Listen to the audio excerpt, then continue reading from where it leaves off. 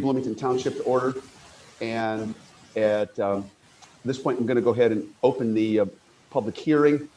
And we're going to start with the attendance, Madam Clerk. Thank you. Trustee Maffey? Here. Trustee Bowling? Here. Trustee Milwambwe? Trustee Emig? Here. Trustee Painter? Trustee Renner? Here. Trustee Carrillo? Here. Trustee Ward? Trustee Crable? Here. Trustee Bray? Great. We do have a quorum, and I'm going to go ahead and declare the opening of the public hearing on the proposed 2021/2022 budget.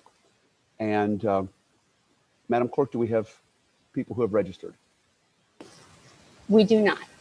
Okay. I'm going to go ahead then and ask, are there any of the trustees that have any comments or questions at this public hearing? Okay. Seeing none at this point. Mayor, I do have. Oh, I'm sorry. All right. Trustee I have a Crable. couple questions. Yes. Thank you. So I just a couple of the budget items I wanted to check on. The first, Deb, it seems like our ending balance for general assistance fund is going down pretty quickly. I think a couple $100,000 by the end of this fiscal year, and then going down to, ultimately it looks like it's going to go negative. And so, is that the case, or do we need to do something about that?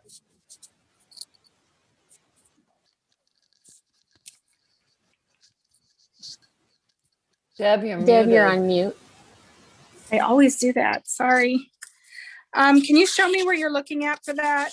Is that on the proposed budget for general assistance fund? I believe so. Yes. So we normally, I don't think there's been a change in how much we levy for those dollars, and the budget is estimated to be at, the expenditures are estimated at 543,500. So yeah, so if you go to page 48 of the packet, it's okay. Yeah. All right, sorry, I was at the wrong spot then. It's in a number of places, I think, but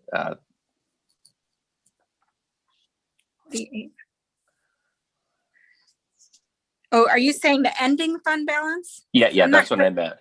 Yeah, so if you see it goes. It's expected to drop to 200,000 by the end of fiscal year 22, after dropping from fiscal year 21 by two. I mean, that trend looks like it's going to go negative if we go into FY 2023. Do you see that? Yeah. That's probably having to do with the transfer the funds from GT and using it for additional services for COVID related. But right now our expenses are very low and we're not seeing any change in that. I'm not too worried about that because we do have the transfer funds that can go in there. I think we've just budgeted unforeseen circumstances relating to the COVID, and we're preparing ourselves for that. So that's an estimated budget. That's not actual yet. So we won't know until we get there. Okay. All right. That's all the questions I had. Thanks, Deb. Yeah. Mm-hmm. Thank you, Trustee Crable. Thank you, Deb. Anybody else?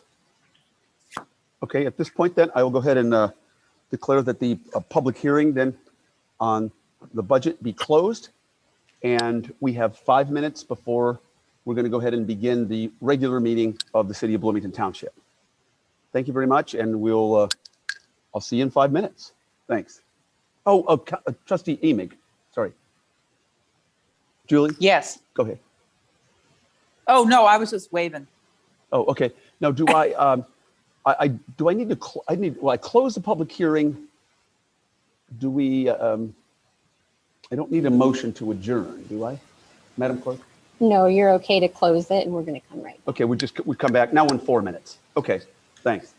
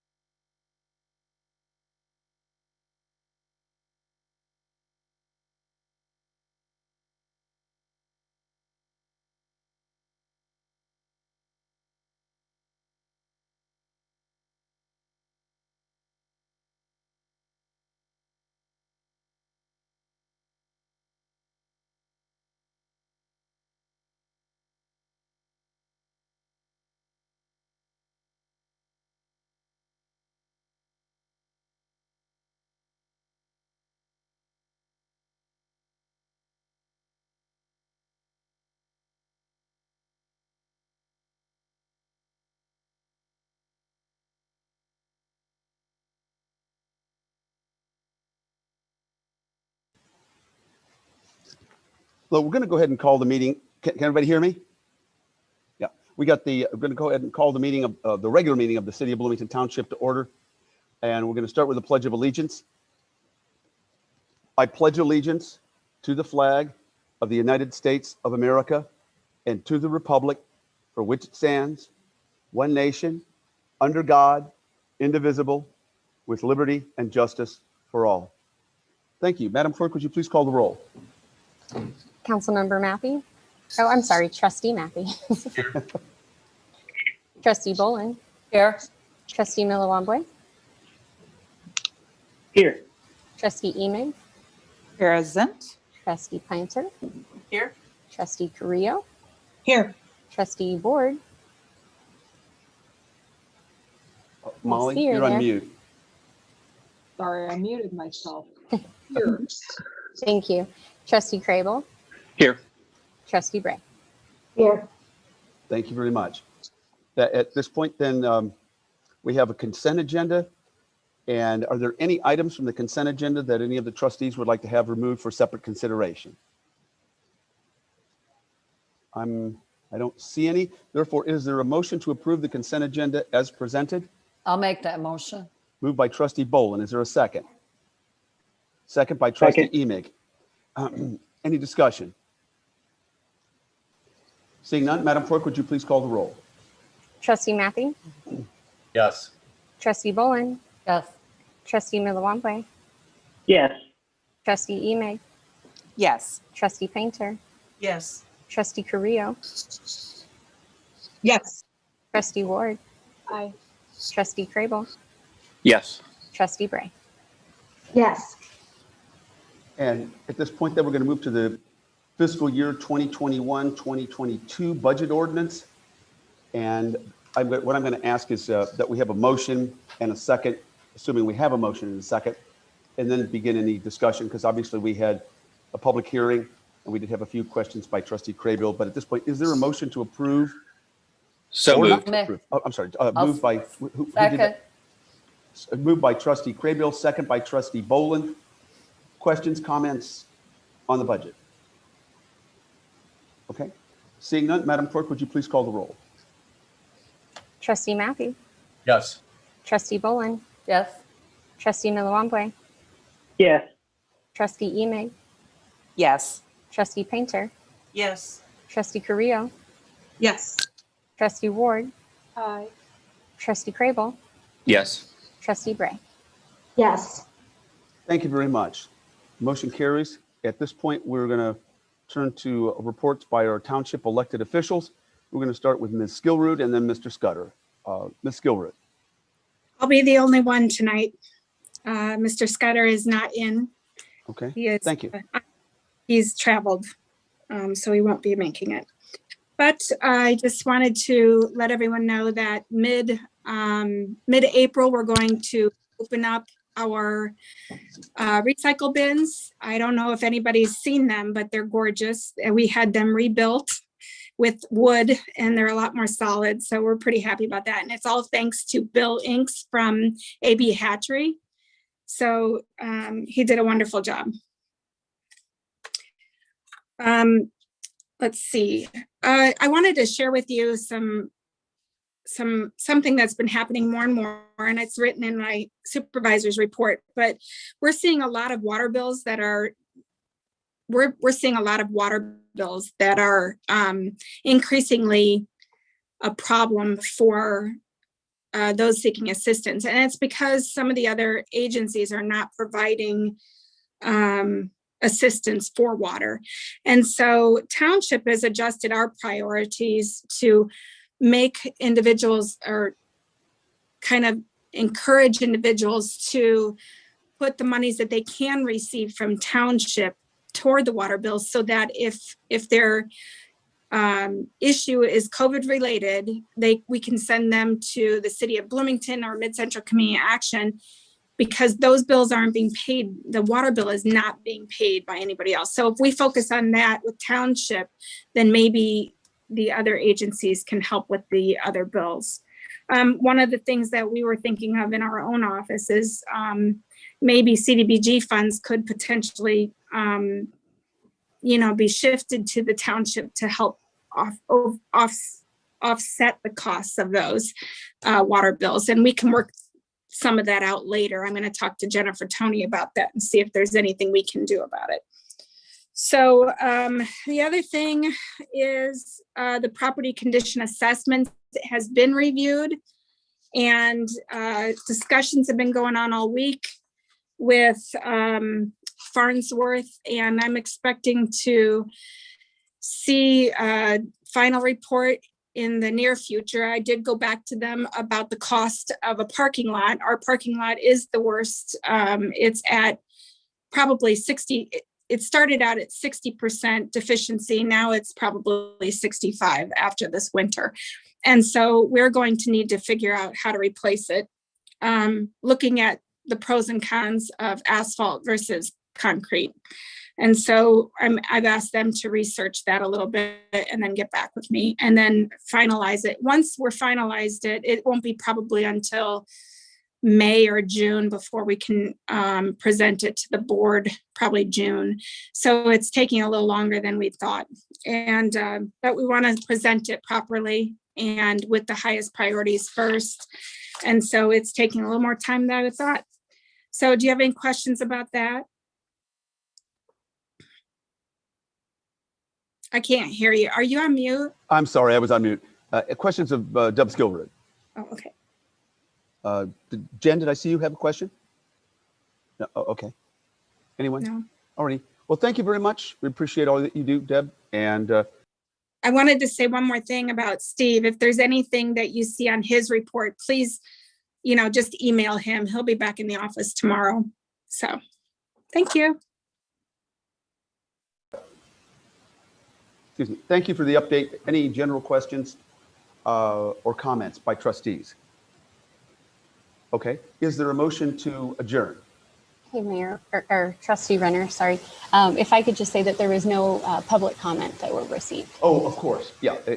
We didn't have, I'm sorry. I assumed, of course, if there was no public comment on budget or other things that there wouldn't be here. But just for the record, thank you, Madam Clerk, that there's no public comment this evening. I'll make the motion to adjourn. Moved by Trustee Boland. Is there a second? Moved by Trustee Bray.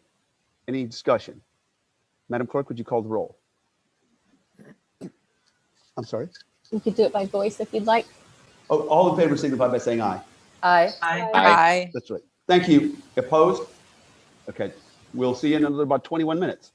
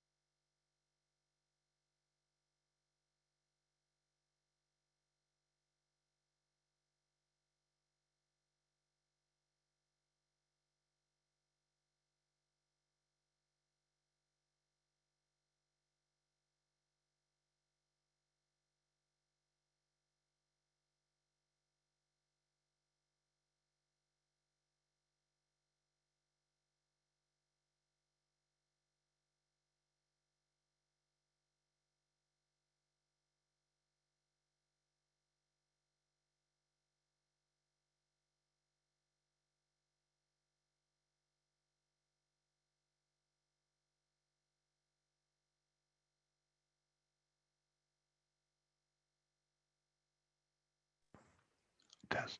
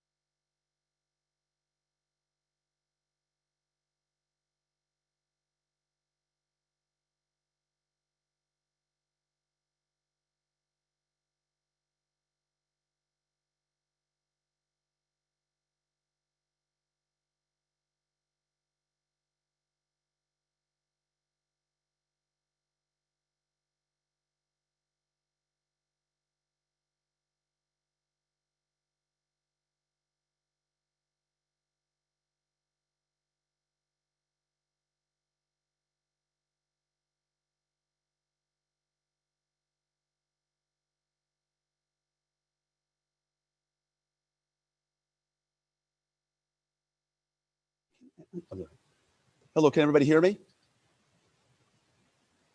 I'm going to go ahead and call the meeting of the Bloomington City Council to order. And we're going to start with the Pledge of Allegiance. If you join me, thank you, Councilmember Bolin, for the visuals. I pledge allegiance to the flag of the United States of America and to the republic for which it stands, one nation, under God, indivisible, with liberty and justice for all. We have a moment of silent reflection.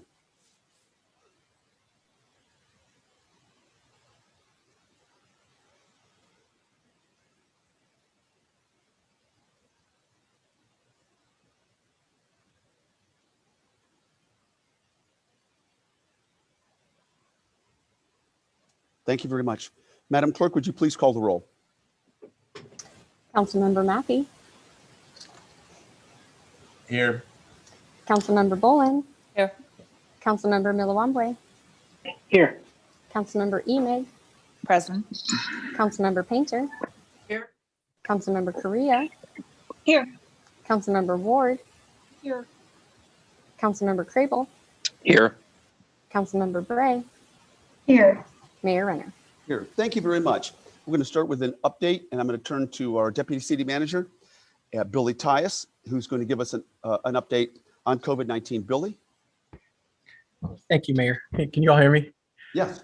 Thank you. I want to first of all say that City Manager Tim Gleason will not be here tonight.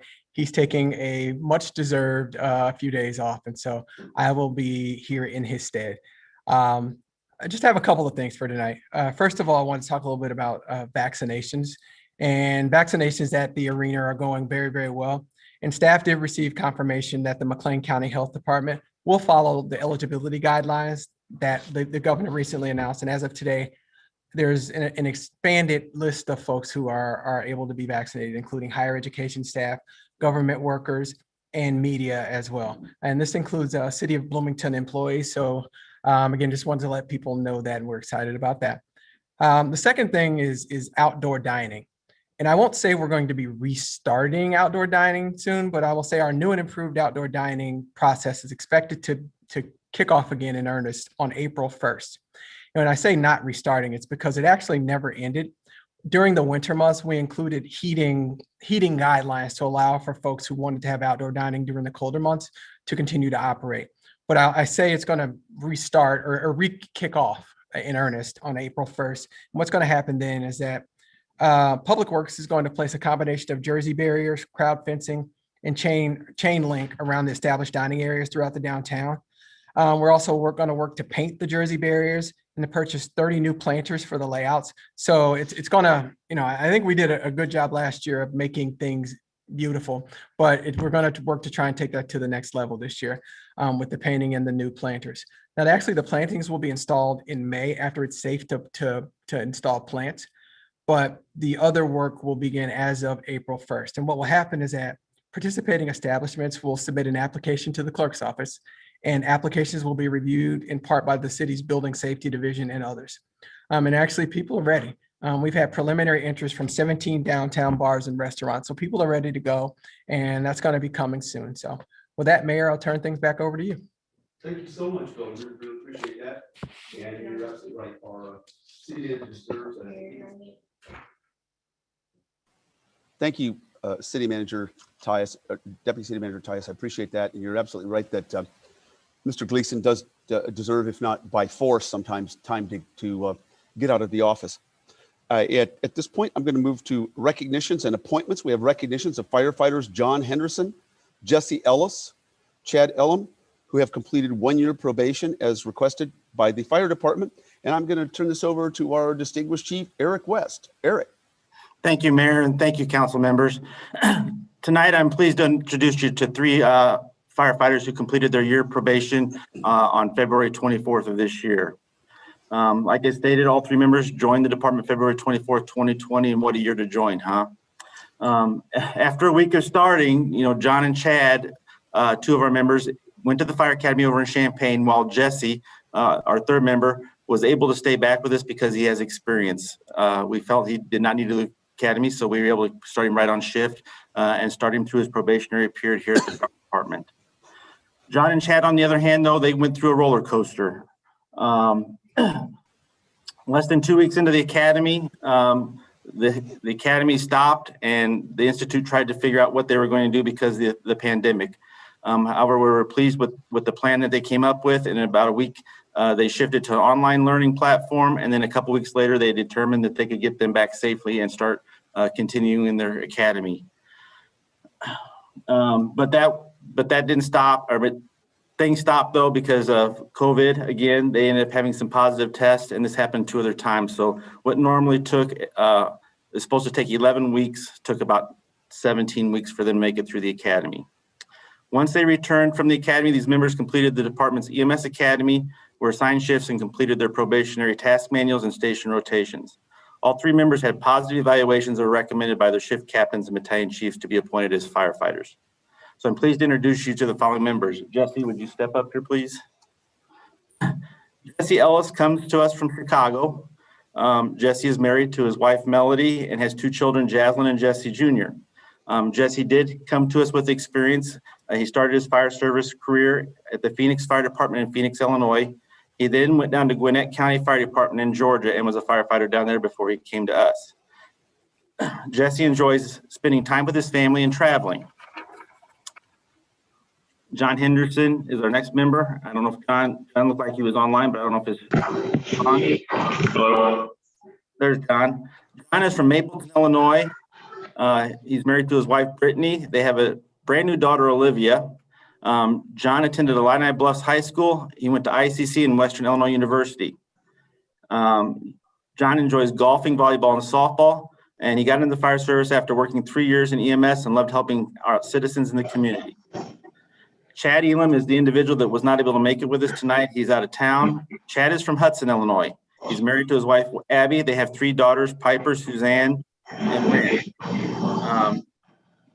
Chad has some college education, but he's going to try finishing his bachelor's degree in the near future. He started volunteering for the Hudson Fire Department shortly before becoming a firefighter at Bloomington. He has Joy's working on his 1985 Jeep CJ7. And it's also in the Coast Guard Reserve. So tonight I'm pleased to present 2 of these 3 firefighters tonight for commission. Thank you very much, Chief. All right. We appreciate that. Madam Clerk, anything else? I'm going to go ahead and swear him in if that's okay. Yes. All right. Gentlemen, if you'll please turn on your mics and raise your right hand. What you're going to do is you're just going to repeat after me. We're going to start with I and then your names. Go ahead. I, John Henderson, And now you'll just repeat after me. Having been appointed to the office of firefighter the office of firefighter in the city of Bloomington, in the city of Bloomington, in the county of McLean, in the county of McLean, do solemnly swear do solemnly swear that I will support the Constitution of the United States that I will support the Constitution of the United States and the Constitution of the state of Illinois, and the Constitution of the state of Illinois, and faithfully discharge the duties of and faithfully discharge the duties of firefighter according to the best of my ability. firefighter according to the best of my ability. So help me God. So help me God. Thank you, gentlemen. Congratulations. Thank you. Great. Thank you very much. Congratulations. We really appreciate all of what you do and obviously all of our first responders. Thank you. And thank you, Chief. Thank you, Madam Clerk. At this point, we're going to go ahead and move along to our consent agenda. Are there any items that members of the council would like to have removed for separate consideration on our consent agenda? Councilmember Milawambwe. Mboka? Yes, I'd like to go ahead and remove item 8L, I believe. The rezoning on Woodbine in GE. I think it is 8L. Is that L? I think. I need to get my glasses back on here. Yeah, the Hawthorne commercial Hawthorne subdivision. commercial. There we go. Okay. Yep, 8L. Yeah. And that's in your ward. So Yes. that's not surprising. Okay, thanks. Anything else that we need to remove? Thank you very much. At this point, is there a motion to approve the consent agenda as presented with the exception of item L as in lake? I'll make that motion. Do we need to do public comment first? Oh, shoot. I skipped over that. Oh, shoot. Good catch, guys. Sorry, I apologize. I didn't There catch I am it either. again. Oh, shoot. Madam Clerk didn't even throw apples at me. Madam Clerk didn't I catch totally it either. apologize, Thank you. everybody. Let's go ahead and do that. Of course, before we continue this, we'll go back to these this exact same point as soon as we're done. I do know we have one person in public comment, and I just spoke with our distinguished clerk beforehand, so I really apologize. I know we have someone online. And Madam Clerk, we have, I believe, Willie Halbert online. That is correct. Willie, are you there? Can you hear us? Willie? Hello there. Oh, hey, Yes. Willie, go ahead. This is Terry Renner. Go ahead. You have up to 3 minutes. Thank you. Most of you know who I am. I'm Willie Holton Halbert. Been in this community for over 40 years.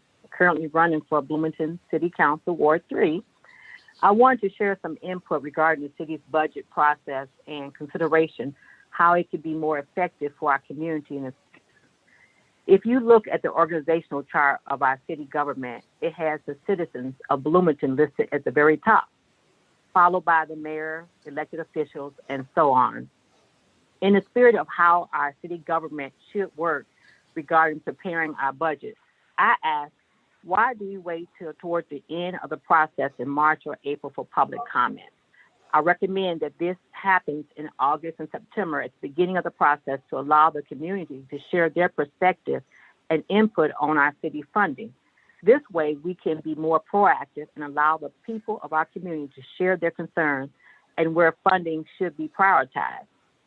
By the time we get to March or April, the majority of the decisions are already done and allows little room for change.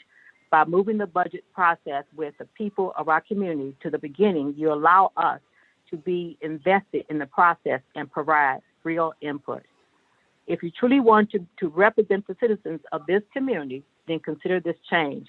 It matters, and the voice of the people regarding what's best to allocate funds along with the various departments will prove to be beneficial to us all and be more of a collaborative effort. And you can still, if you want to, have that information towards the end to have a final review by the people of the community. Thank you so much. I appreciate the time. Thank you so much, Willie. We appreciate your comments and are very well taken.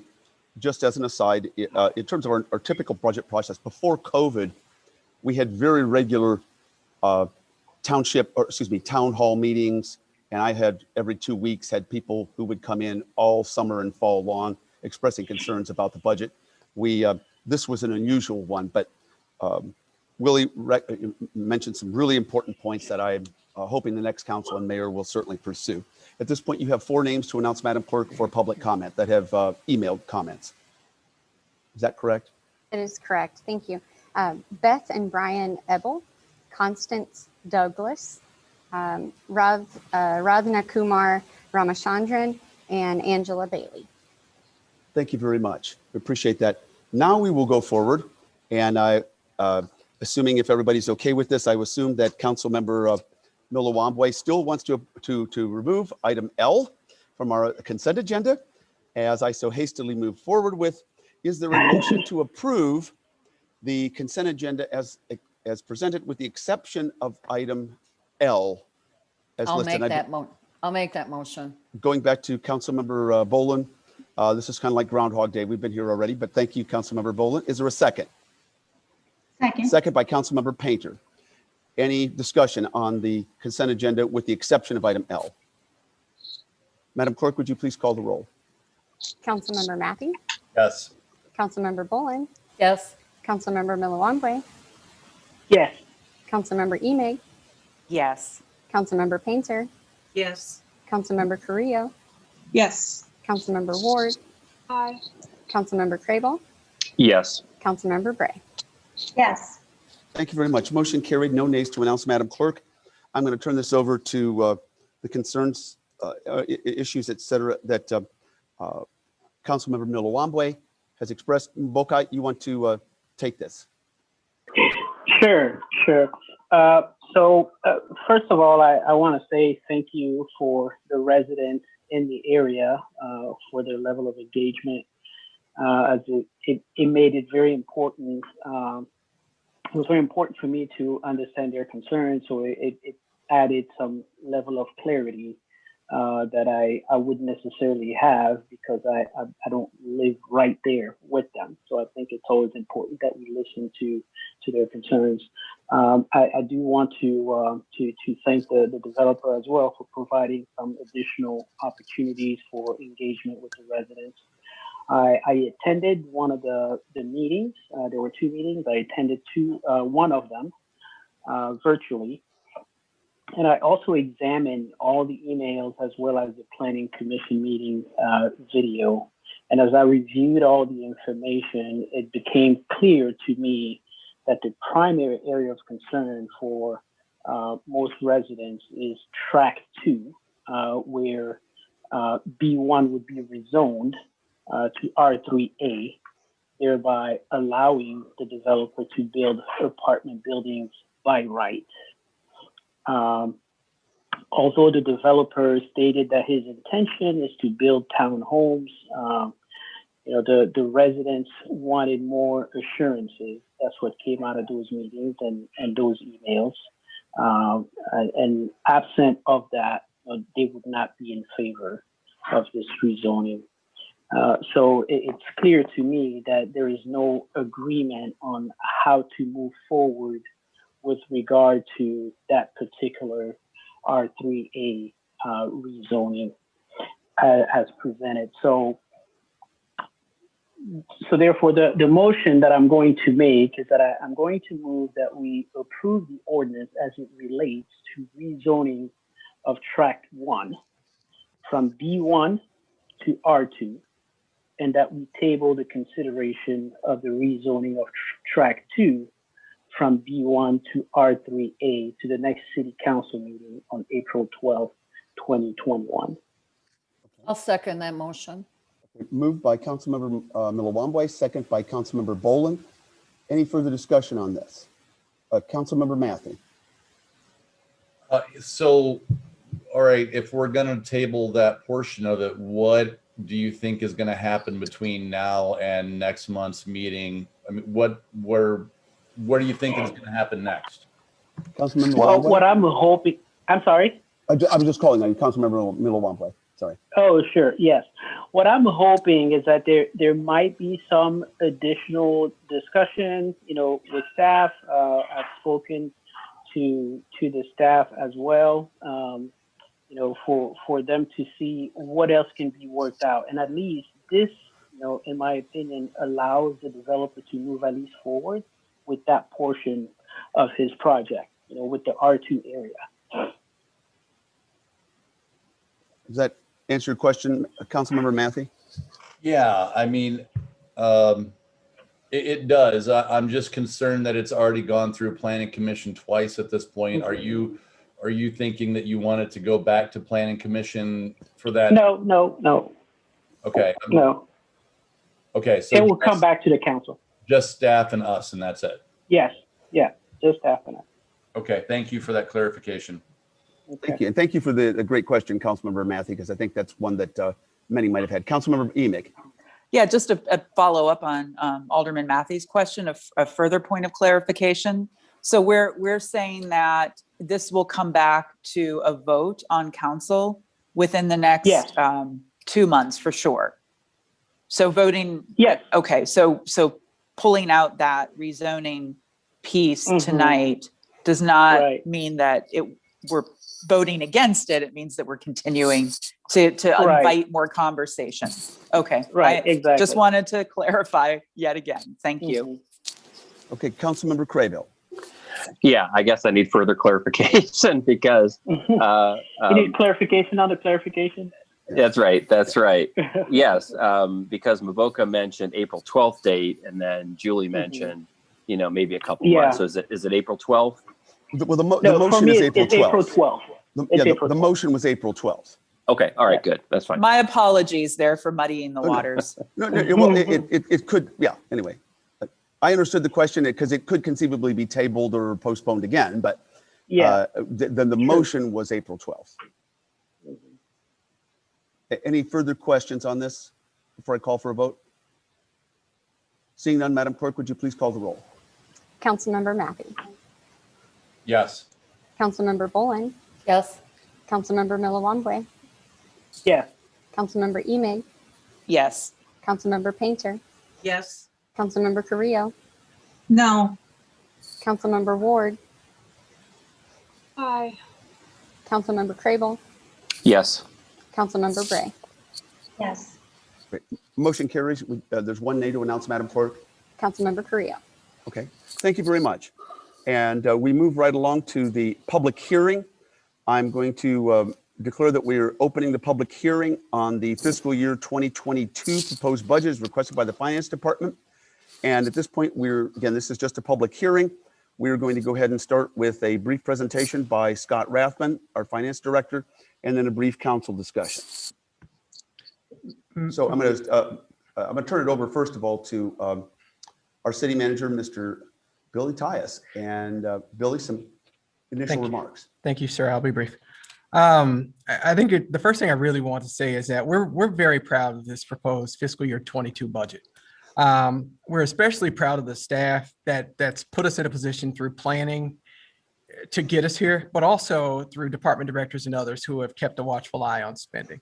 They've done a great job this year. We're also thankful to this council for keeping an eye on us and what we're doing, but also giving us clear direction and flexibility over the last year to manage operations in a way that planned for uncertainties, but also gave us, again, the flexibility to continue to move, and it didn't stop us operationally. So we are very appreciative of that. The manager wanted me to make sure to say that, and he said this on several occasions, and it's worth saying again, that our operational budget of roughly $110 million has remained relatively flat for the last 2 fiscal years, and that the increases that you will see are related to planned infrastructure types of projects. Again, I want to say that again, is that our budget over the last several years has remained, our operational budget has remained relatively flat, and that the increases that you're seeing this year are for planned infrastructure type projects. They're projects that we've planned for, we've saved the money for them, and when we got to a point where we could take them on this year, we're planning to do so. It's in terms that maybe a lot of us are familiar with. It's like when you're saving for a car or a house. You put money in the bank, you put money in the bank, you put money in the bank, and then when you get to a point where you can actually buy the car or the house, then you go and spend the money. So it's things that we plan for, it's things that are critical and necessary, and they're things that this community has asked for. And really what this means is that we're living within our means as a city government and have been doing so for the last several fiscal years. And again, this will be the third year where that's the situation. So the manager just wanted to make sure that I did say that, just so people understood that, you know, we are living within our means and that our budget, our operational budget really would have been about flat. Again, were it not for these projects that we've planned for over the last several years. And so with that, I will turn things over to Finance Director Scott Rathman for the public hearing for this year's proposed budget. Thank you, Deputy City Manager Tyus. I really don't have a presentation for this evening. I would just open it up for public comment at this time. Thank you for the introduction.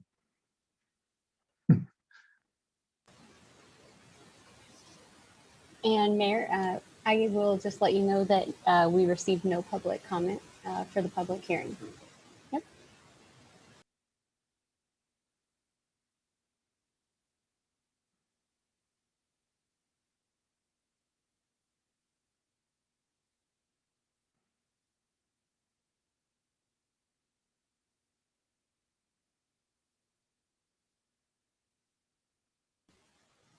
Whoops. Sorry about that. Whoops. Ah, undo my video. Whoops. Whoops. There we go. Thank you very much. At this point, Madam Clerk, we don't have, as I understand, any members of the community who wanted to speak on this proposed budget. Is that correct? That is correct. Okay. At this point, I'm going to ask council members any comments at this point. We have up to about 5 minutes of council discussion. Any comments? Questions? Okay. Thank you very much. Oh, excuse me, Councilmember Boland. Yeah, I didn't get to my little hand icon. I just want to reiterate what city manager or assistant city manager mentioned about the capital budget, the book 2. Those are major projects that, like he said, we've been saving for, and it's primarily use of state motor fuel tax for large infrastructure projects that have been on the shelf for decades. And I'm very glad to see that moving forward. Thank you. Excellent point, Councilmember Boland. We appreciate that. Other questions or comments? Councilmember Craybill. Thanks, Mayor. So yeah, I think I was looking at the budget book and just wondering when we look specifically, and I don't know, Scott, if you can answer this on the police administration budget. So if I'm remembering the numbers right, so 2020 actual versus, and then the 221 estimated are about the same. Then I think it goes up by at least $1 million for the proposed 2022. Is that about right? I don't have those figures in front of me right now, so. Okay, I was just wondering, just if you knew what that increase was based on. But if you don't know, that's fine. I can find out afterwards. Okay, I'd be happy to answer that. We can do that with a follow-up. Is that correct, Mr. Rathman? Absolutely. Cool. Great. Anything else? Thank you very much. I'm going to go ahead and declare the public hearing to be closed.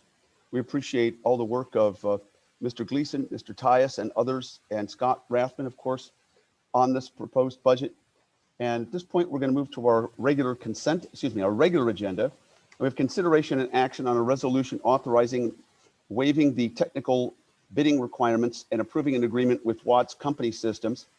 And there's a brief there was a brief presentation here by our IT staff after we have some comments by Deputy City Manager Billy Tyus. Billy? Thank you again, Mayor. Again, one of these projects that we're really excited about that maybe from a public perspective wouldn't seem to be exciting, but we really, really are. It's going to bring us increased efficiencies and ultimately lower costs to the city and allow us to better manage our print services. This is something that the city manager was part of on a large scale when he worked at the state of Illinois years ago. And it's something that he and I also did in our previous city to results that, again, resulted in lower costs for us and in large part, better efficiencies for us. And so on the call, we do have Craig McBeath and Mark Owens. Is he on as well? I believe he's on as well. Yes, they're both on. Okay, so you guys take it away. Great. Thank you, Deputy City Manager Tyus and Mayor and Council. As Billy said, we're excited to bring this to you guys tonight. This is a project that really has been in the works for well over a year now. And due to some of the shifting priorities that we've had over this past year, it hasn't really had a chance to really gone through its due diligence that is truly needed. I am going to introduce Mark Owens tonight. He's our Assistant Director of Information Technology. He came to us in fall of last year and has taken the lead on this project. He's got a lot of background in this particular line of work and did a great job working this through. And he's going to step you through just a very short presentation to kind of walk you through a little bit more specifically what the project is and then how we went about determining our recommendation for you tonight. Mark? Well, with that, thank you for having me tonight. If you haven't heard the term multifunction devices, these are devices that provide print, copy, and fax services to our business every day. So our current devices that we have out there were installed in early 2013 and have way overextended their recommended life cycle. So a project was initiated in early 2020 to identify a vendor to work with on replacing these. So we had 7 vendors that we were considering. And of those vendors, we are considering, of the vendors we considered, we are recommending Watts Copy Systems, which is a local provider. We found their solution to be the most flexible and cost effective. And they also provide a very solid support structure for us, having up to 27 technicians available, 2 of which are going to be dedicated to the Bloomington Normal area. So I think it's going to be a great solution for us. If we go to the second slide to get into the meat of what we're going to be saving, our current average monthly cost of our current print solution is $6,342 a month, and that's based off our 2020 usage data. The projected monthly cost of our recommended print solution is going to be $4,940 per month. So as you can see, there's an estimated monthly cost savings of $1,401. And that's a total estimated cost savings over the life of the contract, which is generally a 5-year period, is going to be $84,117. On top of that, the new solution includes 7 additional print devices from what we have today, and that will come to us at a lower monthly cost. It will also, this new solution will help enable our IT department strategy, which Craig and I have been working on for the past several months. That will help that and implement our new print tech strategies in with that technology and those capabilities. So on the next slide, I want to just touch on a few additional soft cost benefits. There's going to be, of course, a significant decrease in downtime in the departments because we've got this aging infrastructure that continues to break and they can't find parts to replace it. The new hardware and software aligns with our information technology strategy, which is what we're working on. And it also allows for lower costs through infrastructure consolidation, where we can reduce and maybe eliminate desktop printing throughout locations in the city, removal of unused fax lines when and where it's appropriate. And then we'll have increased power savings due to the new technology being more energy efficient. And finally, it enables us a print as a service mentality that will look at us to shift our printer support to potentially a managed solution down the road, if and when that makes sense. So that was pretty quick, but I'd like to open it up now if you have any questions. Okay, questions on this by members of the council? Councilmember Matthey. Thanks, Mayor. Thank you, Mark. Thank you, Craig. I think I actually voted for this in 2013 last time that it came around. During my little 9-week stint, I was on council back then. So I know that there's a lot of things about printers you're not saying, how printing is the bane of every IT person's existence. It's just nobody likes dealing with them. Nobody likes them at home either. So thank you for bringing together a solution that will actually make this a little bit better for everybody. The only thing I was going to add on to this is, you know, part of your IT strategy is I would like to see you guys work in something on how we can reduce the number of pages the city prints overall, right? Like maybe before these 5-year contract is over, can we reduce printing by 30% or 50% or whatever that number is? You know, I know our clerk's office is digitizing everything and trying to go as paperless as possible. And how do we keep that same mentality going throughout the entire city? Because we spend a lot of money on paper and a lot of money on printing stuff. And I know we're legally required to print a whole lot of things, but you know, how do we train everybody so that where it's not required, we're not printing and we're not using things if we don't have to? Other than that, thank you for bringing a great solution forward. Thank you, Jamie. Thanks. Councilmember Craybill and then Milwaukee. Thanks, Mayor. You mentioned at the end of your presentation something about eventually going to a managed solution. Yeah, so a managed services, well, part of our strategy is to direct our internal resources to the most critical work. And so managed services is a way that we can take work that is maybe like very generic, very, you know, routine, but it takes up our internals time. So like we're sending people out to unjam printers at certain locations. Would that be a better service and more cost effective to have somebody else do that work for us? So that's what we term as a managed service. But it would be a chunk of work that's easily defined that we could hand off to somebody else to do. Does that make sense? It does. Thank you. And then I'll just echo what Jamie said. And based on, you know, the numbers that you gave, that cost saving is based on the current level of printing. So if we encourage people to print less, then the savings will be even greater, right? That's correct. Yes. Okay. Thanks. Great. Thank you very much. Councilmember Milwaukee. Okay, so I had the same question as Jeff on managed service. I wanted to understand what that was about. But the other question that I wanted to have answered, so we're saving, at least right now, $84,000 over the 5-year contract.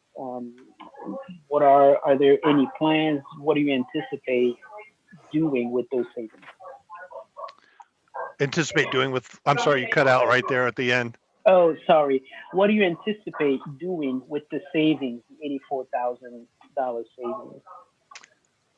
Well, I don't know if I have a answer for that right off the top of my head. Craig, if you want to step in, I would think in the broader sense that's up to the councils to decide that, Navoka.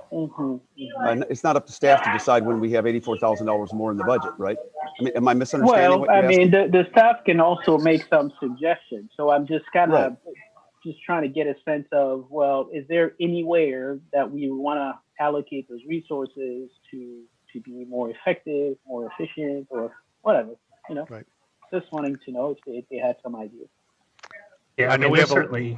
Oh, sorry, Mark. Oh, I'm just saying I know we have a lot of things in IT that we can put those funds to good use, and so. Yeah, Craig.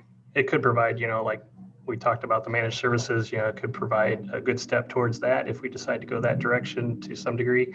And then there's certainly other critical functions within the IT department that need additional funding as well. So part of, we can keep mentioning it and we'll be talking about it more next month, is our IT strategy for the city of Bloomington. And we'll be able to identify those initiatives that we've got planned and be able to prioritize those and most likely use the money towards that. Okay, thank you. Thank you very much. Do I have a motion then to approve this in a second? Moved by Councilmember Ward. Is there a second? Councilmember Emig, second. Any further discussion? Seeing none, Madam Clerk, would you call the roll? Councilmember Matthew? Yes. Councilmember Bolin? Yes. Councilmember Milawambwe? Yes. Councilmember Emig? Yes. Councilmember Painter? Yes. Councilmember Carrillo? Yes. Councilmember Ward? Aye. Councilmember Crable? Yes. Councilmember Bray? Yes. Thank you very much. Motion carries. No nays to announce to Madam Clerk. Thank We you. move next to item B, which is, there is no motion that is required. It's this presentation only. We have a presentation by the staff and ultimately Public Works, and then up to a 15-minute council discussion. I'm going to turn this over to Mr. Tyus. Billy?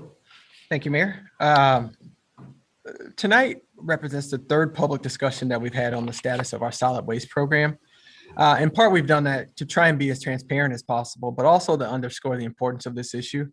We're talking more internally about what we know to be the real impacts of the current system, the current solid waste system implemented in early 2018, and how really a lot of we're learning that it's really not sustainable. We've got a pretty robust program going right now. We're trying our best to work through recommendations that don't change the services the community has come to expect, but we know that based on the data that we needed to reassess what was implemented in early 2018, and we don't know that that's going to be the case. And so tonight, we have Public Works Director Kevin Cote, who's going to make a presentation about some recommendations for sort of how we might move forward. And our goal tonight really is, obviously we encourage discussion, but we're not expecting a decision tonight from council. We're just really wanting to talk about possibilities. We'll be back before you on either the 12th or the 18th of April to talk more, but really we wanted this to be the next in a progression of conversations we're having about the system, because again, we know that there are some issues with what we currently have. And so Kevin, with that, take it away, please. Thank you, Deputy City Manager Tyus. I want to share my screen here and go through a little presentation with you tonight. As was mentioned, this is part 3, and we're going to touch on really 5 different items tonight, and just hit on each item in a little bit of detail. And the first one, the air burner brush disposal idea, and then talk about the Citizens Convenience Center, the curbside bulk pickup, the curbside brush pickup, and leaf collection. And the idea of the air curtain burner brush disposal is instead of a tub grinder that was originally budgeted for this year, this is a much more cost-effective solution in the long term. The initial capital cost is less, and the operating cost is really less as well. And at this point, we're not going to do a real deep dive into this because we intend to bring this back as a recommendation to take action to purchase it. But just to hit the highlights of this, it does require an IEPA permit, Illinois Environmental Protection Agency permit, in order to use this, and it requires certain siting factors. So you have to be 1,000 foot from residential and some other factors. And then the idea here would be that we would operate this as a city using our staff and discontinue potentially using the private vendor for brush disposal. And so what that looks like from a cost perspective here is that we had $460,000 in the budget for a tub grinder this year. We project that it would cost basically $164,000 to purchase the machine and put it in place. There's some different parts and pieces we need to do. And so that would be part of the FY21 budget that we're in right now. And then moving forward in the out years, we budget $300,000 for brush disposal, which sometimes it's enough, sometimes it's not. As I noted before, our brush disposal just for the month of January was $87,000. And of course, that was because of the ice storm and the extra, brush that was picked up as part of that. But nonetheless, we expect that we can save, roughly $290,000, $291,000 a year by operating this ourselves. And this would be something that's not necessarily operated every day, but we would collect the brush and then maybe operate it, once a week or once every 2 weeks, depending on how much is accumulating, that type of thing. So this is just, like I say, a real quick overview of it tonight. We'll be bringing it back to you in April as an actual action item, and we'll do a deeper dive into the details about the type of machine and more pictures and more information about environmental impacts and everything else about this. So this is just kind of the overview to show that there is a potential for significant cost savings by doing our own brush disposal. So the next thing I want to talk about tonight is the Citizens Convenience Center.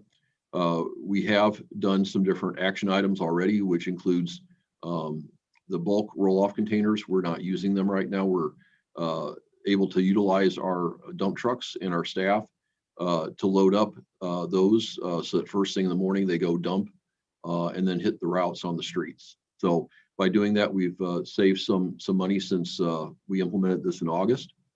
We've also done some things to try to help track our users at the Citizen Convenience Center and make sure that they're customers of our solid waste system. Because those that pay into the system are the ones who are entitled to use the Citizen Convenience Center. And so we've implemented some mapping systems to try to make sure that the address is in our solid waste system. We also tracking driver's license with an ID reader. We started tracking the loads coming in through public stuff, and we're able to get some data then based on the information for the vehicle and the number of trips and you know, what the content was of what was being brought into the Citizen Convenience Center. And then with what's provided for us in city code, also restricting contractor vehicles, because contractors are not supposed to be disposing of commercial waste in our Citizens Convenience Center. Some of the other things that we're looking at that we would like to implement, at least maybe even on a trial basis, would be to disallow larger trucks like a U-Haul box truck, enclosed trailers, dump trailers, and other trailers that are longer than 8 feet for bulk and brush, and then limit the number of allowable dumps per month and charge if it goes over that, because you know, the idea here is to provide a service to our citizens, not necessarily to take the place of, you know, somebody that might need to rent a construction dumpster, and it would be more prudent to do that than to bring all their waste to the city for disposal. And then also to you know, require proof that a homeowner has a permit to be dropping off remodeling debris.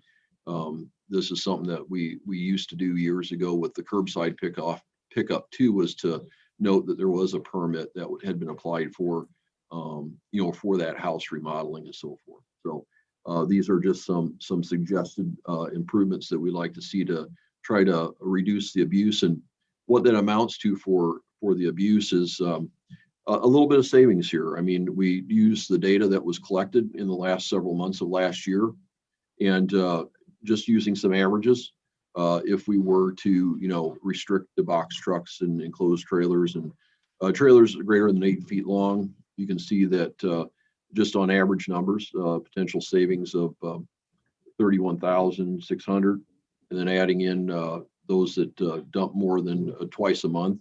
And this is, you know, not the typical person. The typical person is not an abuser, but, you know, there's the potential to save around 39,000 just on the bulk disposal that's coming to the Citizen Convenience Center. And then on brush, another potential $4,000. So while it's not as significant of a savings as an air burner, it still does add up over time. So this is just some ideas for cost savings with the CCC. And then working on the bulk pickup. And this, to be clear, the May 2021 bulk pickup will occur this spring. And, you know, our implementation of that starting after the 2018 has been going on since then. And so our customers expect us to be doing that one, and it will occur. But, you know, when we look at the curbside bulk pickup, we see some things that, you know, have changed with time as far as the amount of bulk that shows up on the curb, and maybe some of it isn't even from the property that it's in front of. And so we're looking at some other options there, including, you know, if we eliminate the free bulk pickup, do we increase some hours at the convenience center to allow for customers to bring stuff there? You know, we would suggest continuing to charge for the curbside pickup. Maybe there's one free bucket and then charges after that, and obviously adjust the fees as needed, because the $25 a bucket, doesn't probably reflect exactly what our costs are to collect and dispose of that material. And then the frequency of collection, do we still look at running the routes every other week or once a month? What does that look like to be more efficient and save some money so that we can balance our solid waste fund? Also looked at options, should we do on-demand bulk pickup? In other words, people have to call in to schedule the pickup and that type of thing. And so if we just look at the spring and fall bulk pickup, there is some savings that could be had, because for those 2 weeks, we focus a lot of effort on that, including having to get an additional loader that we rent. And we bring, people from the streets and sewers section of public service to help, because we don't have enough people just in solid waste alone to get everything picked up in that 2-week period. So when you look at what we pull in for additional labor and equipment, and then disposal costs, there's potential there for savings of $230,000 a year. So like I say, we're not looking to implement that this spring. This would be something that the council would implement going forward at some point in time, but the May pickup is going to go ahead as scheduled. And then some other aspects to the curbside pickup. We have people that sometimes put stuff out not according to the schedule. Maybe it's out there for weeks. And so, part of that is to enforce that, so that the ordinances we have in place that say when you can put it out ahead of the pickup and that type of thing are enforced. And then, also keeping it out of the street. The ordinances say it should be on the behind the curb, not in the street, because in the street it causes other problems for a multitude of reasons. And then as a city, to work it out so that we can commit to staying on schedule, so that we are where we say we'll be. And then possibly looking at how we arrange those areas. Do we do it by day or do it by week? Because we find that in some neighborhoods bulk or brush might be heavier than others, and if we could have some flexibility by a day or two, it might help with that scheduling. So that's some thoughts there. And then for the brush pickup, same types of thoughts with the pickup every 2 weeks. Do we do that, or do we look at a different schedule? And then what about for the seasonal brush pickup, and then the special collections for storm events like we had in January, because that really throws us off schedule when we have that much material to get. And then just the pickup rules and placement. What we're talking about there is instead of stacking giant limbs that are very long, that are difficult to pick up and carry, that maybe there's some rules about the maximum length of a limb to pick up and fit in our trucks and that type of thing, and be more effective about being able to pick it up quickly. And then once again, just like brush, kind of looking at committing to staying on schedule, and the collection areas, is it every other week, or what does that look like?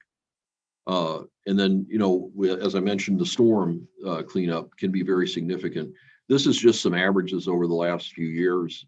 This doesn't necessarily reflect, the January storm and that type of thing. But just when we have to pull in extra resources to clean up after a storm event and that type of thing, we could potentially have $267,000 of expenses there.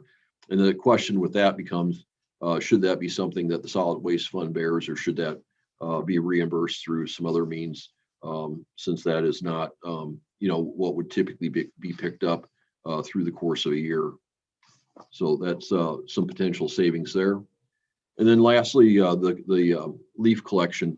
We've looked at the efficiency of using the leaf vacs that we currently have versus perhaps bagging the leaves, and that would be something that the residents would have an extra effort in, but it would also improve some other things like the blowing around of leaves and them getting into the inlets and the gutters and, causing problems in the storm sewers and so forth. And then just the amount of work to try to get around the city twice with the leaf vacs and stuff, we do get behind. And if they're bagged, it won't be as much of a problem. And of course, we always want to encourage our residents to look at other alternatives like composting and mulching, because if we don't have to pick them up, then that saves everybody money and is potentially a benefit in gardens and so forth as well. And so costs there, if we were to implement bags, we think we could save as much as $230,000 a year by, once again, not having to bring over people from streets and sewers and work as much overtime to get everything picked up on time. So that's just a real quick overview of some very deep subjects, but did want to get that in front of everybody for your consideration. And as was noted, there is no request for action tonight, but I will open it up now to questions and discussion. Questions, comments of Mr. Kothe? There we go. Councilmember Ward and then Bray. Yeah, thanks for this presentation. I really appreciate you outlining it, not just for us, but for the public. Some of the things that I'm hearing from my constituents have to do with really supporting more regular and frequent bulk pickup.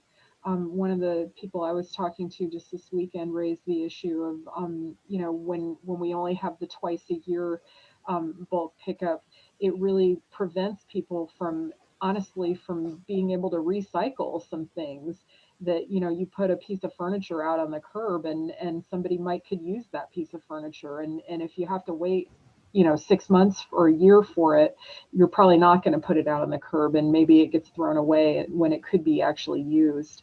I'm also hearing a lot of people talking about a desire to have codes enforced, the rules around, bulk trash. There's just way too much just being dumped out on the curb anytime, and the things that aren't appropriate, that aren't going to get picked up anytime, are getting put out there and need to be lifted up. And I would also just lift up the idea that maybe the brush pickup is not a one-size-fits-all kind of proposition. Older neighborhoods have a lot more trees, and what may work in certain parts of town in terms of a schedule or the regularity of that kind of thing may not work in every part of town. And so I would hope that whatever we come up with can take into account that our neighborhoods aren't all the same. Thank you. Thank you very much. Actually, I want to underscore what Councilmember Ward mentioned, and she's obviously representing her constituents very well, but it's a very important point, not just in her ward, but in many other wards.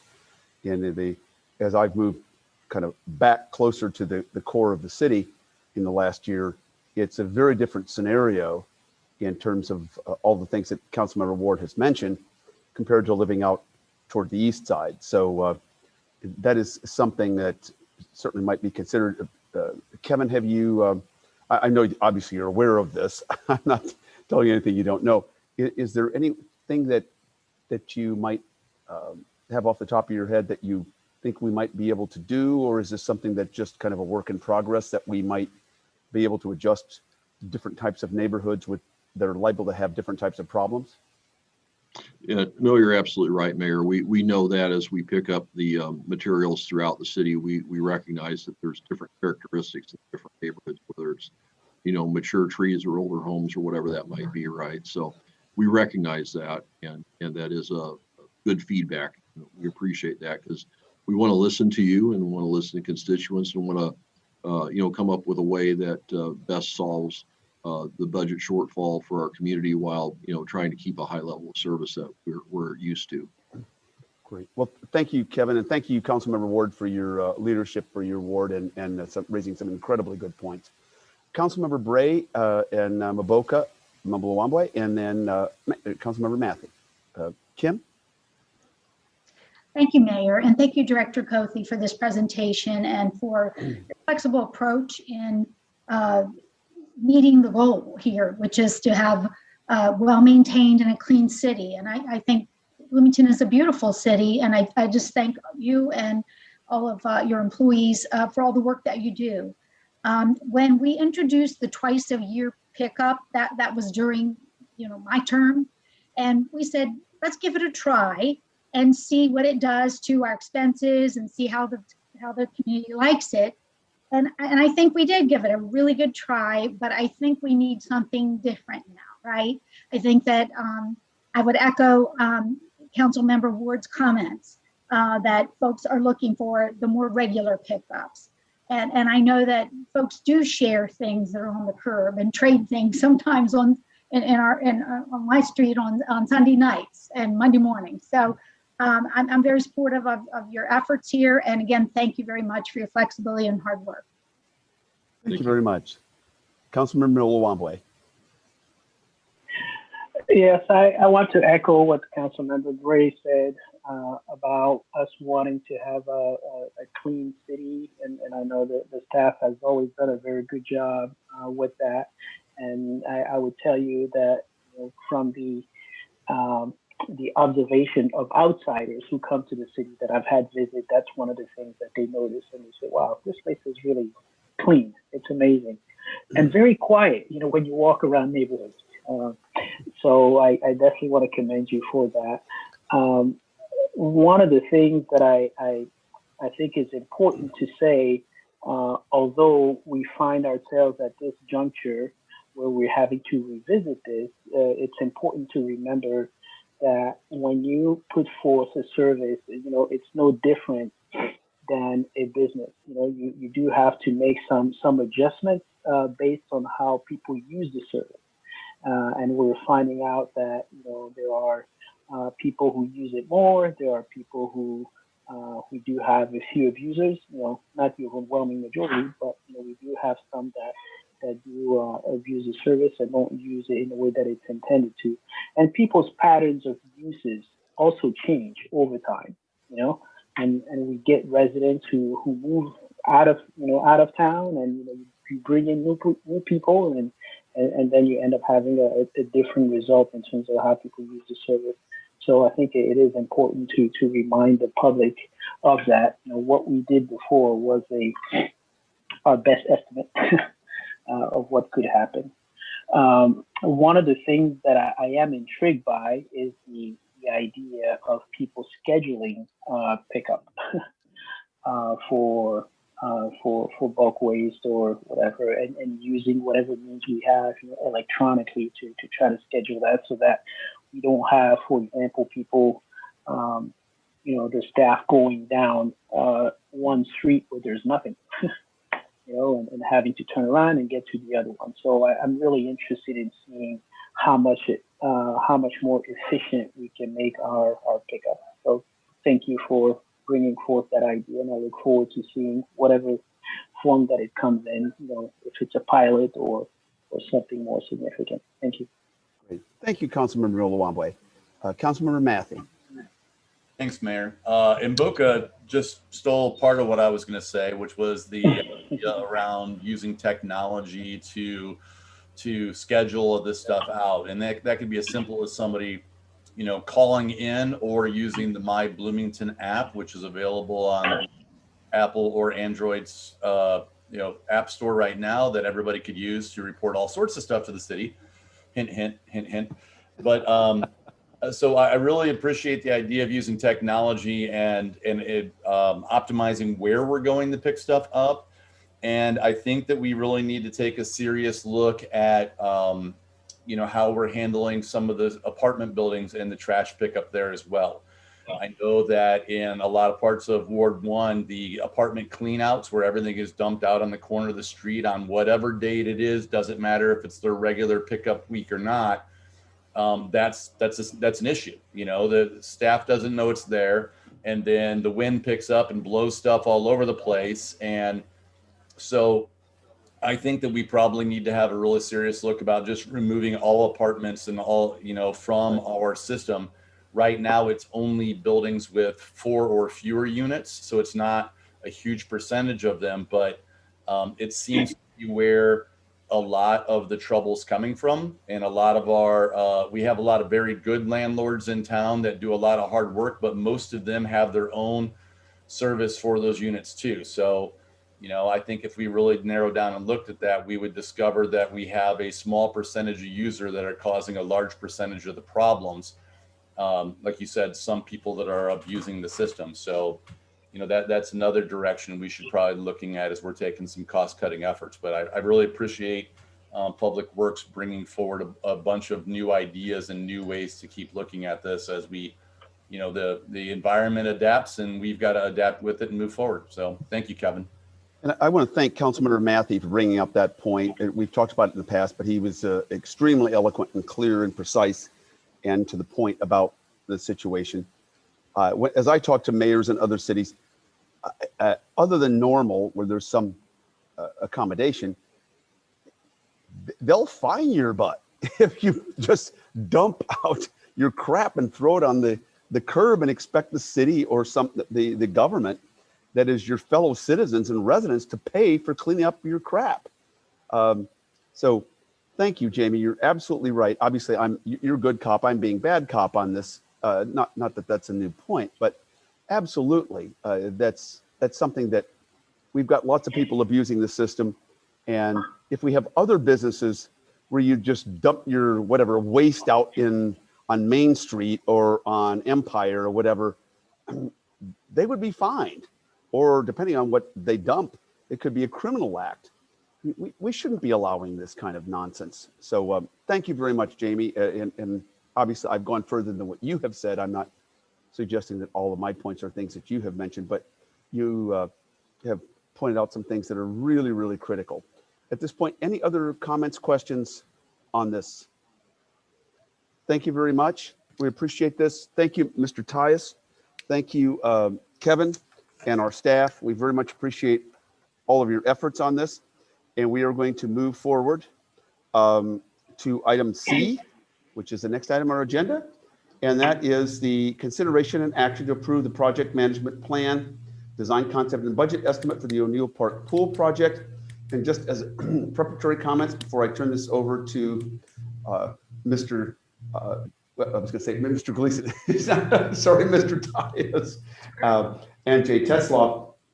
There have been discussions in some 3-on-1 meetings with and some other informal discussions with council members about where their sort of preferences are. And I think we've got at least something that seems to have majority support. And I'm going to go ahead and turn this over. By the way, I don't want to just quite turn it over. This is a damn huge big deal, by the way. Not only in my 8 years as mayor, but in Mayor Stockton's 8 years. You have to go back further to the Coliseum, where you had something this substantial as an investment, with a capital investment within a ward where there were clear economic spillovers. Now, obviously, the Coliseum was much more controversial, and the alderwoman who represented that area actually voted against it. This is something quite different. So this is a huge deal. This is something that this council and the staff deserve incredible kudos for, because this is really a game changer for this neighborhood, possibly for crime and the future of the West Side, and even economic development, which I think is, for an aquatic center, quite possible when it's so close to an interstate center. So I'm so excited about this. I know Council Member, if Scott Black, our former council member colleague, is not online, he's definitely going to be hearing this. And after my blithering on, I'm turning this over to Billy Tyus. Billy, save me from myself. Come on down. Thank you, Mayor, and I appreciate your words, and I couldn't agree more. I was actually looking at Jay Tetzlaff to see if he was smiling, because this has been on his radar for some time now, and he's been really, really excited about it. Yes. As the mayor said, we've talked with, this is consideration for the O'Neill Pool project, and all that comes with it. We've talked with elected officials between the last meeting and now, either via 3-on-1s and or via other correspondence. And all of you have been supportive of the pool project. Now, I will say to you, to clarify that there have been some who wanted to remove certain items or to do certain things differently. But as a whole, the majority of this council, based on the input that we got, was supportive of the project as it was presented. And so that being the case, that is what is before you tonight for consideration, is the project as was presented at the last meeting. So I'll turn things over to Jay Tetzloff to sort of talk through some other specifics, and we'll be glad to answer any questions. And again, this is a big deal. It really, really is. It's something that's been on the radar for a while now. And you know, it's before you move forward if you so choose. Jay? Well, I appreciate that, Deputy City Manager. You know, this is a big deal. This is a big project for us. We're very excited. Staff have been working on this for some time. I moved to this community 11 years ago, and it was a conversation piece then. So we're thrilled we're at this part, at this point of this project, and I'm glad to hear the majority liked what we presented. I also want, I have the presentation I can pull up. It's the same as last week. If I need to point to anything, so we've got that. I also have Andrew Caputo from Williams Architects on the line, and he can answer any questions that may be more general into or this project. But other than that, I'm here to answer any questions that the council and mayor may have.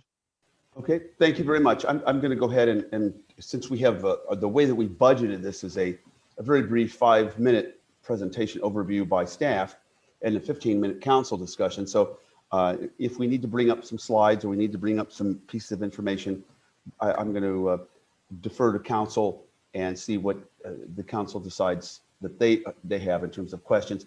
We are going to start with Councilmember Craybill, whose hand is up. Jeff. Thanks, Mayor. Yeah, just echoing what everybody said with regard to this being, you know, a project that's a long time coming and definitely something that's needed.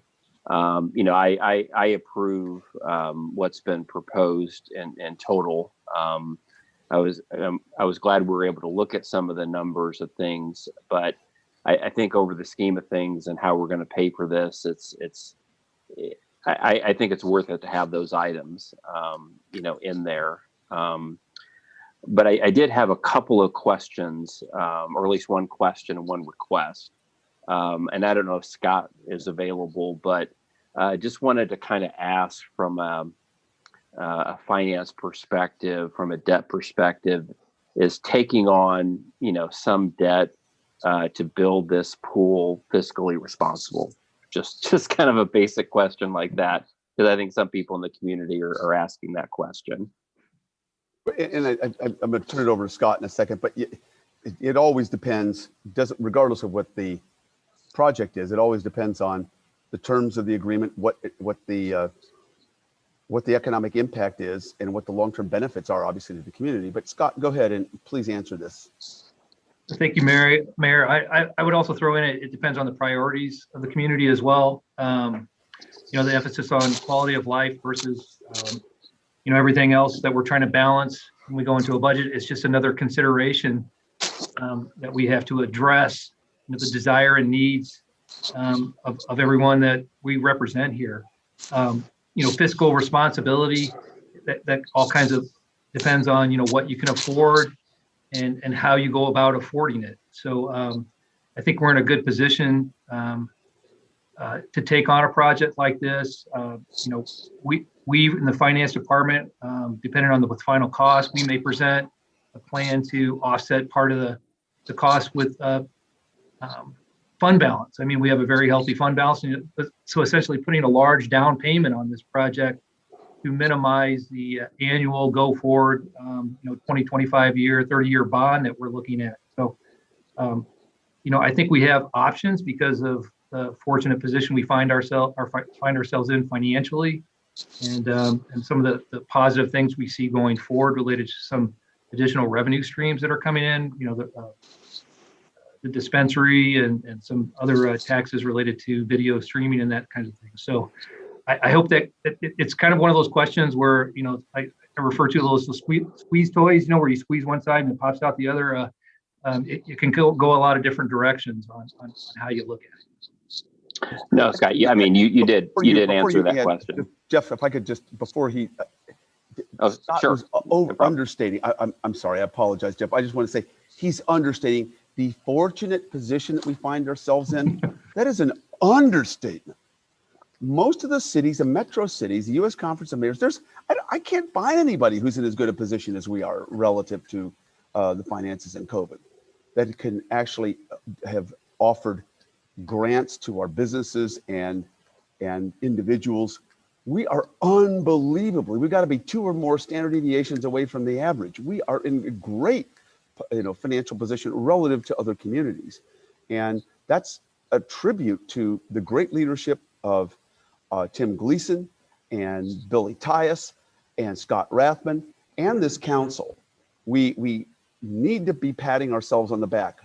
We are so far above communities who have to lay off people, including many cases, first responders. We're not in that kind of situation. And I don't want to say we're in a bubble, but we're in a pretty damn tight bubble, is what I would say. I apologize, Jeff, but when Scott was understating the accomplishments and our situation, as he typically does because of his obviously modest nature. I apologize again. Councilmember Craybill, you have the floor for whatever questions you need. No, you're fine, Mayor. Those are good comments. I would just make a request that the council was contacted by LifeSil, the Center for Independent Living, and about making sure that the pool and the amenities are as accessible as possible. So I'd make a request that either the city or their architects at least reach out to representatives of LifeSil, just so they could be involved in that process. Great. Thank you very much. I'm going to turn this over. I see Councilmember Ward and then Bolin. This is in Councilmember Ward's district, ward, and certainly appreciate her help and work on this and incredible passion as she's consistently demonstrated for this project that's going to make a huge difference in the quality of life for her neighborhood and all that she cares about. Councilmember Ward. Yeah, I would just say that I really welcome this project because I see it as a recognition of the West Side as part of the community. It's not just for the West Side. I mean, it's a little bit of almost a misnomer to say that the ward impacted is Ward 7. This is something for the entire community, and I think it's a recognition that the O'Neill Park and pool that so many people for generations, I mean, over 100 years, have loved and valued, really needed some attention for a long time. And I think it's symbolic of perhaps what I hope is a renewed focus on the needs of the West Side, but also with the recognition that they affect the entire community. So I really, really welcome this. A couple of specific points. I really, I would echo what Councilmember Craybill said about reaching out to LifeSil and other stakeholders in terms of making the pool and the park itself as accessible as possible.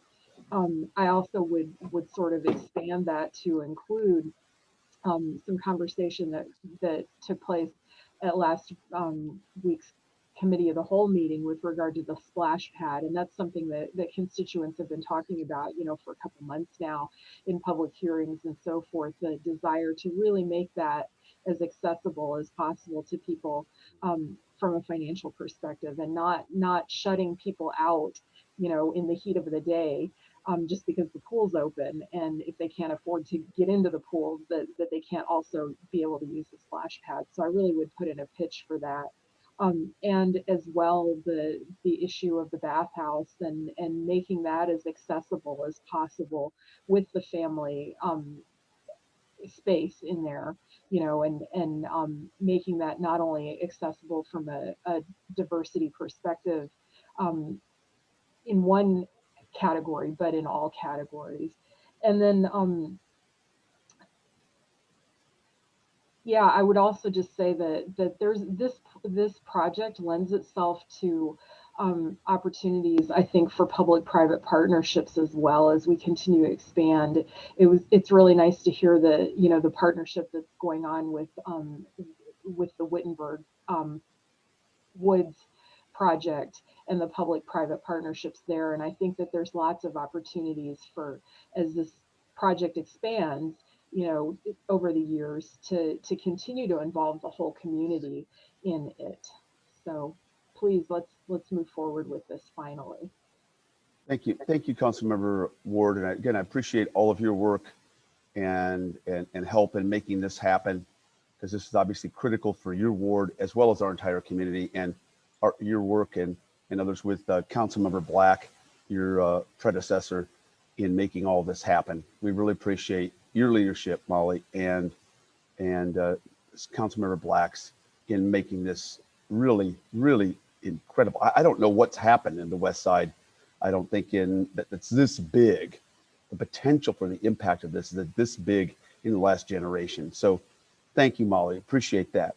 And just as we're moving forward, one of the access issues, it would be the greatest irony to have a project like this in this part of our community, and yet people who live next to it not be able to afford to go there. The $13.95 million that some version of it, we're not sure what the conditions will be, that we received from the national government as part of the COVID stimulus package, it wouldn't even take much of a sliver of that to dedicate to a fund here. This is not a decision that I will be making. This will be certainly something that would happen after I'm no longer mayor, and a future council will make this. But I would strongly encourage people to take a slight sliver of that to be sure that there is the most wide possible access to this facility. We don't want barriers to something like this. In many ways, it defeats the purpose. But again, thank you, Councilmember Ward. Thank you for your work on this. Councilmember Bolin, Carrillo, and then Emig in that order. Donna? Thank you, Mayor. I have some questions after I read through the packet. Now, the total construction cost is 1.8 million. Is that correct? Billy, or whoever wants to talk about that. Andrew, who wants to deal with that? 11.8 is the high estimate at this time. Okay, and that's for construction only? Correct. Okay, and then 750,000 is for design. Has that already been paid? It's the current contract we're utilizing with Williams Architects, yes. Okay, so it includes what's already planned for presentation, that's already been included in the budget and paid for? I'm not sure I understand. I think the answer to that question is yes. Billy, put in place now. Billy, do you want to clarify that so we can? Thank you, Mayor. I think Jay actually just did. It's part of it. He was hesitating, so that's why I wanted to make sure we went to you. I think the answer is yes. Yeah. To Congress, excuse me, Councilwoman Boland's question. Is that correct, Billy? I believe that Jay just answered the question in that the 750,000 is what's allocated for the design work, which is part of that 11.8 that's being budgeted for the project. So that's included. That's the total. According to the packet, the $750,000 was with a separate contract. So that's why I'm asking the question. Was that not accurate? For clarification. I think, Don, if I could clarify, I think what you're asking is there another $750,000 bill that's going to come forward for us? Is that? Yes. Yeah, I think the answer, yeah, that's what I think we need clarification on. I think maybe we're missing that in our conversations with Jay. Go ahead, Jay. So the council member is correct. So the $750,000 is a contract we have with Williams to design this project. The 11.8 is for the construction after that design is completed. Okay, and then there's also a cost that will be associated with the soil boring test. Do you have any idea how much that's going to cost? Everything, that's all the equipment and some testing. Right now it's estimated 300,000, but again, this is the high estimate. Sure. As we go through the project, and we're still in the concept phase, so we feel very confident that we can lower some of those costs as we go. Okay. So I'm hearing that there's going to be over $1 million added to the $1.8 million. So the actual number that we're going to be approving today is not the total cost of what it's actually going to be coming forward. And that concerns me. I'm in favor of the pool, but I have always, all along, suggested the footprint be a little bit smaller. And I'm not a fan of extra asphalt in a green space. And I really don't like the idea that the basketball court's not going to be replaced until there's additional funding available. But this is not going to be an economic impact. This is not going to affect the economic impact of this city. I'm sorry, that's my opinion. Maximum capacity of the pool is 750 people, and that's only 1% of the city's population. And I would also like to know the fiscal impact year over year. Every time we do projects like this, we have the expense portion, but I like to have an estimate of maintenance and operational costs year over year, maybe stretch out for the 5 years.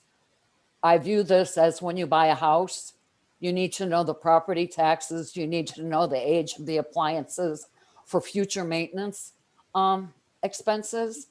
So that's why I'm looking for that kind of information. Okay. Actually, I think we probably should turn to Billy to answer that question, because I think that's a more of a macro level management, citywide management kind of issue. Billy, I wonder if you could touch on that perhaps to clarify what the story might be here. A couple of things. Thank you, Mayor.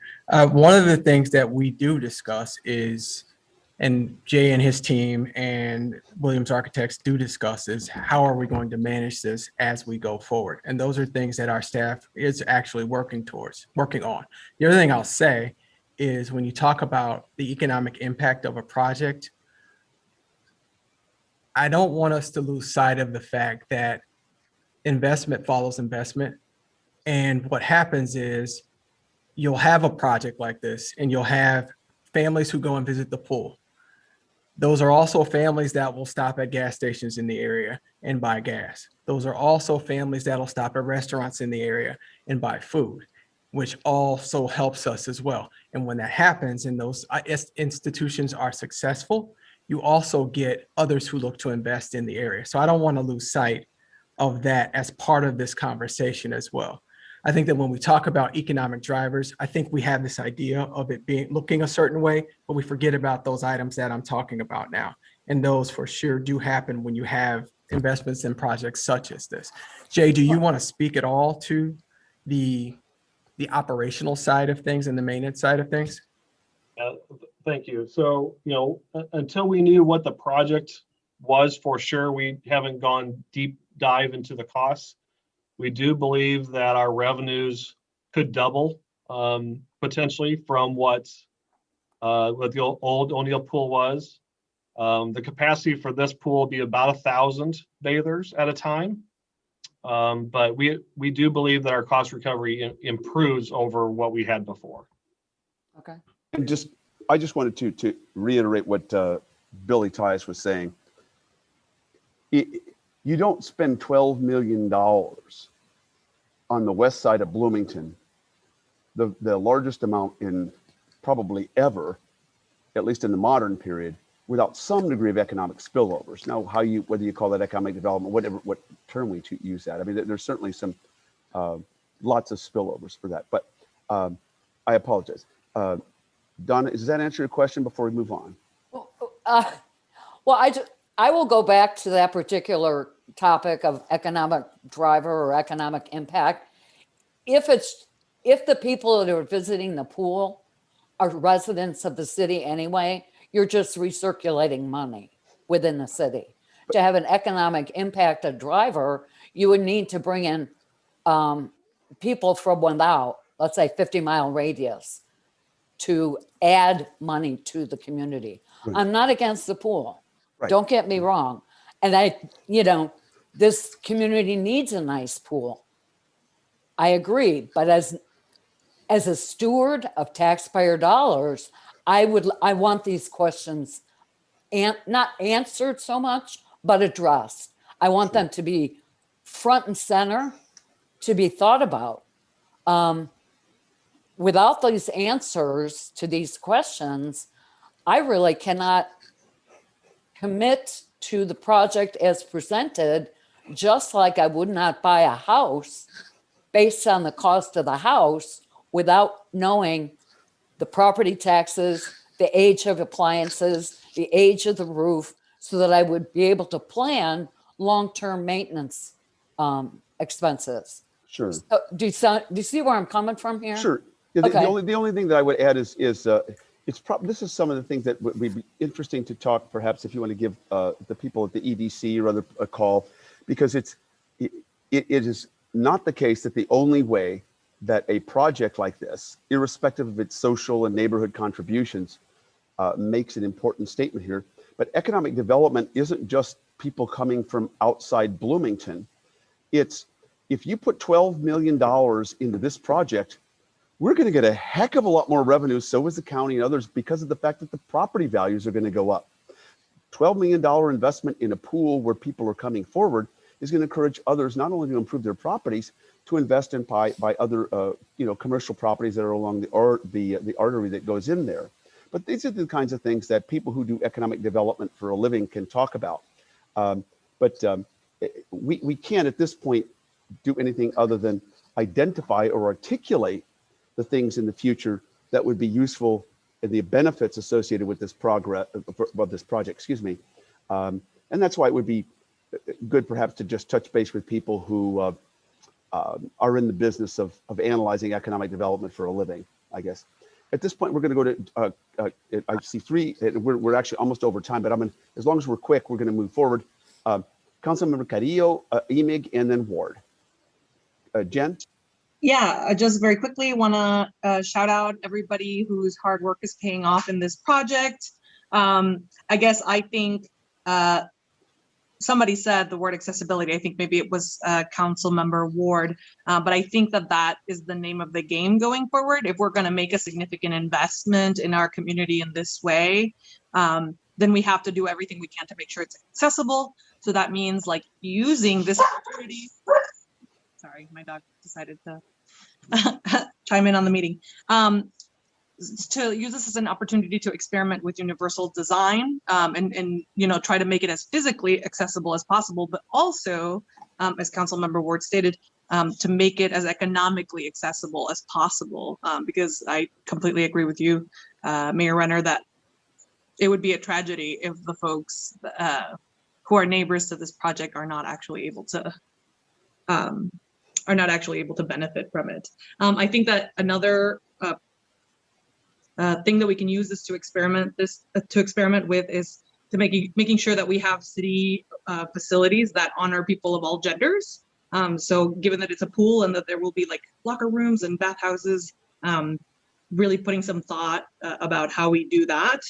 And I mean, honestly, I think, yeah, it is a significant investment, but I think that this is exactly, I know not everybody agrees with it, but when I talk about divestment in certain strategies and taking that money and investing in things, I think that we can do this not just at O'Neill Park and Pool, but elsewhere, and improve the quality of life of all of our residents. So again, just a huge shout out to staff, and then, the work is just beginning. So, I also think it's important that we continue the process of engaging the community, LifeSil, other stakeholders to help us continue to inform the path forward with this really exciting project.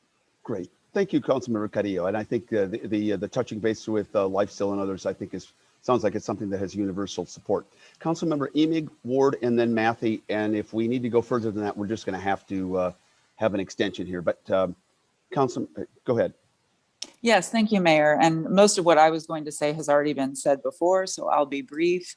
The one thing that I really did like about this design, in addition to its accessibility, and a conversation I had with the developer too about making not only improvements for all folks who need to use restrooms that are more gender neutral, as well as accessibility for all of our population. There are really unique features to this park that are truly different from anything else we have in this community. And I guess for me, finally, the question is less about economic development, although there are lots of studies that would suggest that we are going to see this have an economic impact. For me, the vote is really much more about providing this kind of service, this quality of service for the entire community and making it accessible for everyone. I think that's, for me, that's the most important reason why I would like to see this project go forward. Thank you very much. And on that note, I wanted to say it's certainly since the opening of Fairview Pool in 1996, the word on the street for the last quarter century has been normal pools are good, Bloomington pools are substandard. And I think this is a movement forward that helps us in that regard. Councilmember Ward, obviously this is in your ward. We're coming back to you. Yeah, I'll be brief because I know I've already spoken. But I would just like to point out that in addition to the economic benefits to surrounding businesses and the impact on property values and so forth, the project itself has an impact in terms of jobs, and that's sorely needed on the west side. It not only is an opportunity for kids who maybe can't afford a car, right, to drive all the way across town to another pool to be able to have a job in their neighborhood in the summertime. It provides opportunity for jobs as we build the thing and maintain the thing, and those people spend money all over town. And then finally, I would say that there's more than just dollars that this brings. This also is an investment in some of the intangibles that really you can't put a dollar figure on. But what it says is that the West Side is not a throwaway part of our community, that it matters to the whole community. And that's why I'm saying that we need to approve this. Thank you very much. I could not have put that better. Councilmember Matthew, last but not least. Thanks, Mayor. And Molly actually just hit on right there what I was going to bring in the conversation about the jobs part. So thanks for stealing my thunder, Molly. But I also just wanted to point out that in the presentation last week, Mr.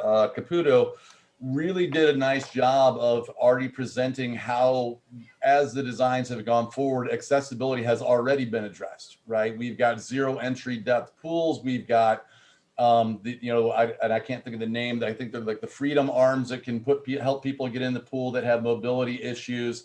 We've already got the family bathrooms that can be used for gender neutral things.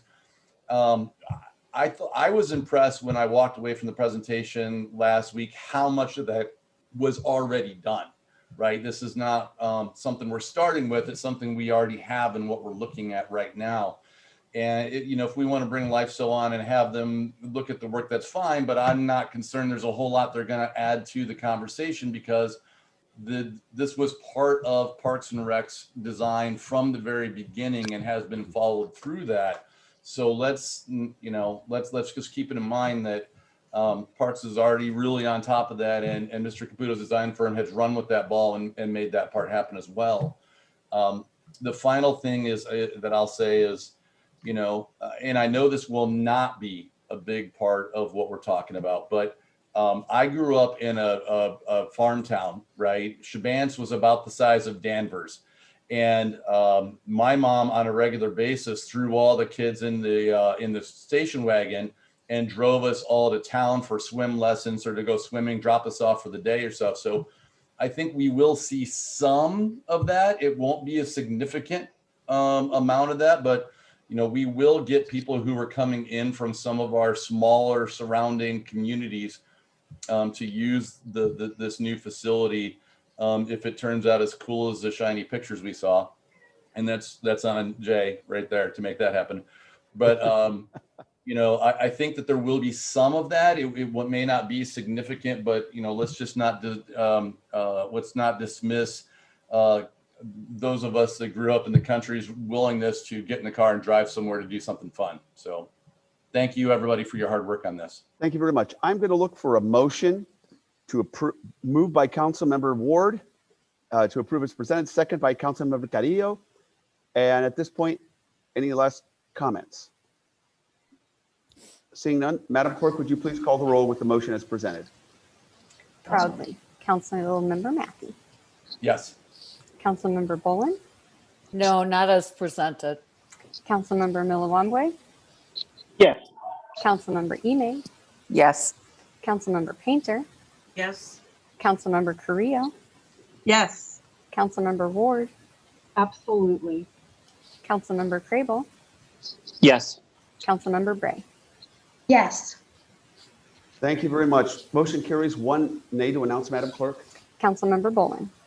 Thank you. And I realize that we did have, in terms of concept, unanimous support of this, even though, obviously there's always logistics that we might not agree on. But this is one of the proudest moments I've had as mayor of Bloomington. This is one of those times where this makes it all worthwhile. When this is going to make a difference in your community, the quality of life, the nature of people who are kids now, some not yet born, who are going to move forward and make progress. This is a huge, big, blankety blank deal. Thank you. Thank you to staff. Thank you to our Parks and Rec staff, Jay Tetzloff and Billy Tyus, Tim Gleason, and to this council for the constant work on this. So this is awesome. I can't say that enough. Let's move forward then to the item D, consideration and action to approve the collective bargaining agreement. And I'm going to turn this over to Mr. Tyus. Thank you, Mayor. And another one of those items that we're excited about. I feel like I've said that a million times tonight. But this is a contract with our local firefighters. And Tim Gleason told me to make sure that I started by reading something from him. And that is that he's very appreciative of the leadership of Eric Hall and his team. Both the local and staff were able to come to an agreement on a 4-year contract in 2 sessions. And that truly was because all parties came to the table with a willingness to negotiate and get to an agreement that worked for all. Again, we think this is a good agreement. It happened in a way that was collaborative, and he just wanted me to make sure that I mentioned that. Terms and highlights, it's a 4-year agreement with IAFF Local 49 with increases of 2.5% the first year and 2.25% the last 3 years. It added an additional longevity pay step.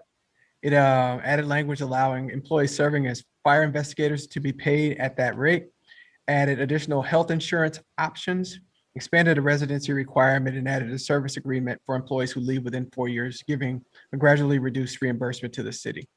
Again, and as Tim has said, and hopefully others who have participated saw, the big thing was that the tone and the willingness to talk through items big or small. Again, I want to also say thank you to our HR department who participated as well. And again, to Eric Hall and his team and their willingness to talk. And actually, Eric is on the call tonight. And Mayor, if you don't mind, I'd like to give him a couple minutes to speak if he'd so choose. So chooses. Eric. Yes, thank you, Deputy City Manager Tyus. Good evening, Mayor Renner, members of council, members of city staff, and the citizens of Bloomington. Like you said, my name is Eric Hall. For just over 2 years now, I've had the privilege of being president of Bloomington Firefighters Local 49. In that time, the members of Local 49 have strived to build a collaborative relationship with the city. City Manager Gleason has been crucial to make this happen. He's always had an open door, which has helped us to move our relationship forward. Anytime we have a concern, he is willing to listen and work through opportunities as they arise. This was very apparent in the last contract negotiations. Never has a city manager of Bloomington been willing to come to the table to directly discuss issues with labor. We wanted to approach negotiations in a different way. Normally, both sides come to the table, slide proposals back and forth, doing it this item for that item. This time, each side discussed each item on its own merit and worked together to try to come up with a mutual solution. Having open conversations allowed us to work as a collaborative team. We both have a mutual interest in providing the highest level of service to the citizens of Bloomington while remaining fiscally responsible. I am proud to say with this new approach, we were able to complete negotiations in just a few short meetings. On March 19th, the members of Local 49 voted 55-1 to approve the contract. This is the first time any of our members can think of that we've completed a contract before it expired. I want to take a second to thank the city's team City Manager Tim Gleason, Interim Fire Chief Eric West, members from HR Nicole Albertson, Angie Brown, and Josh Hansen for all their hard work and coming together with the members of Local 49 to make this happen.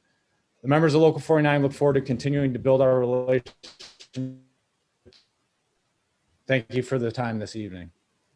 Thank you, Eric. We appreciate that. And I just want to say, for those of us, and I guess it's probably Maboka and Johnny Painter who've been on the longest time. We know that there have been times in the past where sometimes contracts would go on for 2 years and more, over and over. It was acrimonious. And this is just a great source of leadership by Mr. Gleason and by Mr. Tyus and this council in terms of approval and guidance to make sure that these things get handled quickly and effectively. And it's also an important source of morale boost, not just for the fire department, but throughout our entire city. So I'm very proud when we have things like this, and very proud to hear Eric Hall talking about the things that he did.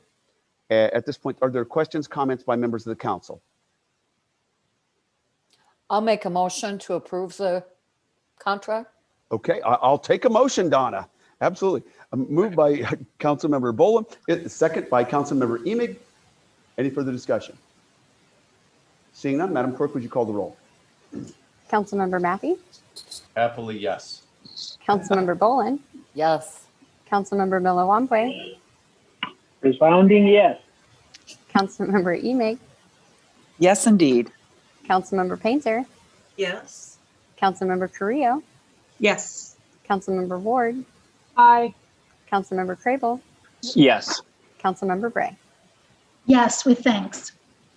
Thank you all. This is one of those great meetings where there's a lot of great resolution to lots of things and a lot of progress moving forward. Thank you. We're going to move next to consideration of potential action regarding the COVID 2020-18 ordinance. And I'm going to turn this over to Mr. Tyus. Billy, come on down. The price might not be right, but you got the floor, dude. Thank you, Mayor. We've had an agenda item on all of your meeting agendas related to this ordinance, just to put it before you to see if there are any changes that you would want to make or want to continue with it. There are no changes to what is being presented tonight. We'll be happy to take any questions. Councilmember Boland has questions.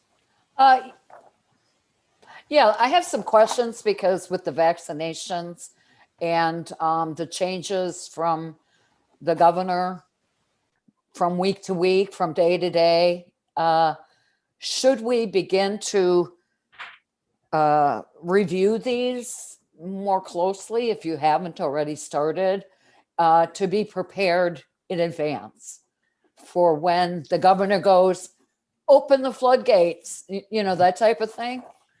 It's a great question, actually, and it's one of those things that we monitor on a daily basis. Jeff and his team and others as well. We keep an eye on it, and you're correct. Things change quickly, but we are following those very closely and keeping up. I'll say as best we can, but I don't mean that in a bad way. I just No. we're having those conversations so that in the event that we do need to bring something additional forward, we'll be prepared to do that. I'm confident that we're following it. Well, can we proactively begin to look at getting rid of some of these? Are we to that point yet? I don't think we're at that. And I know we're not at that point. Okay. At this point, we're not. It's just, there's still a lot of uncertainty. Obviously, we're excited about the vaccinations, but as you know, based on your background and your history, we're still in the midst of a pandemic. I know. And it's still very, very real. And in our opinion, we're not at that point as of yet. Okay, thank you.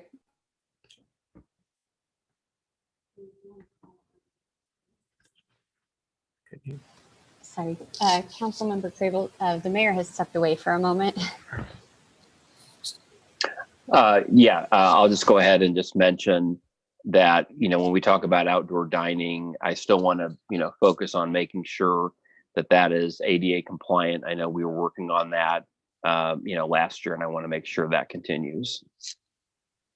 Absolutely. And Councilmember Crable, that is part of our review process.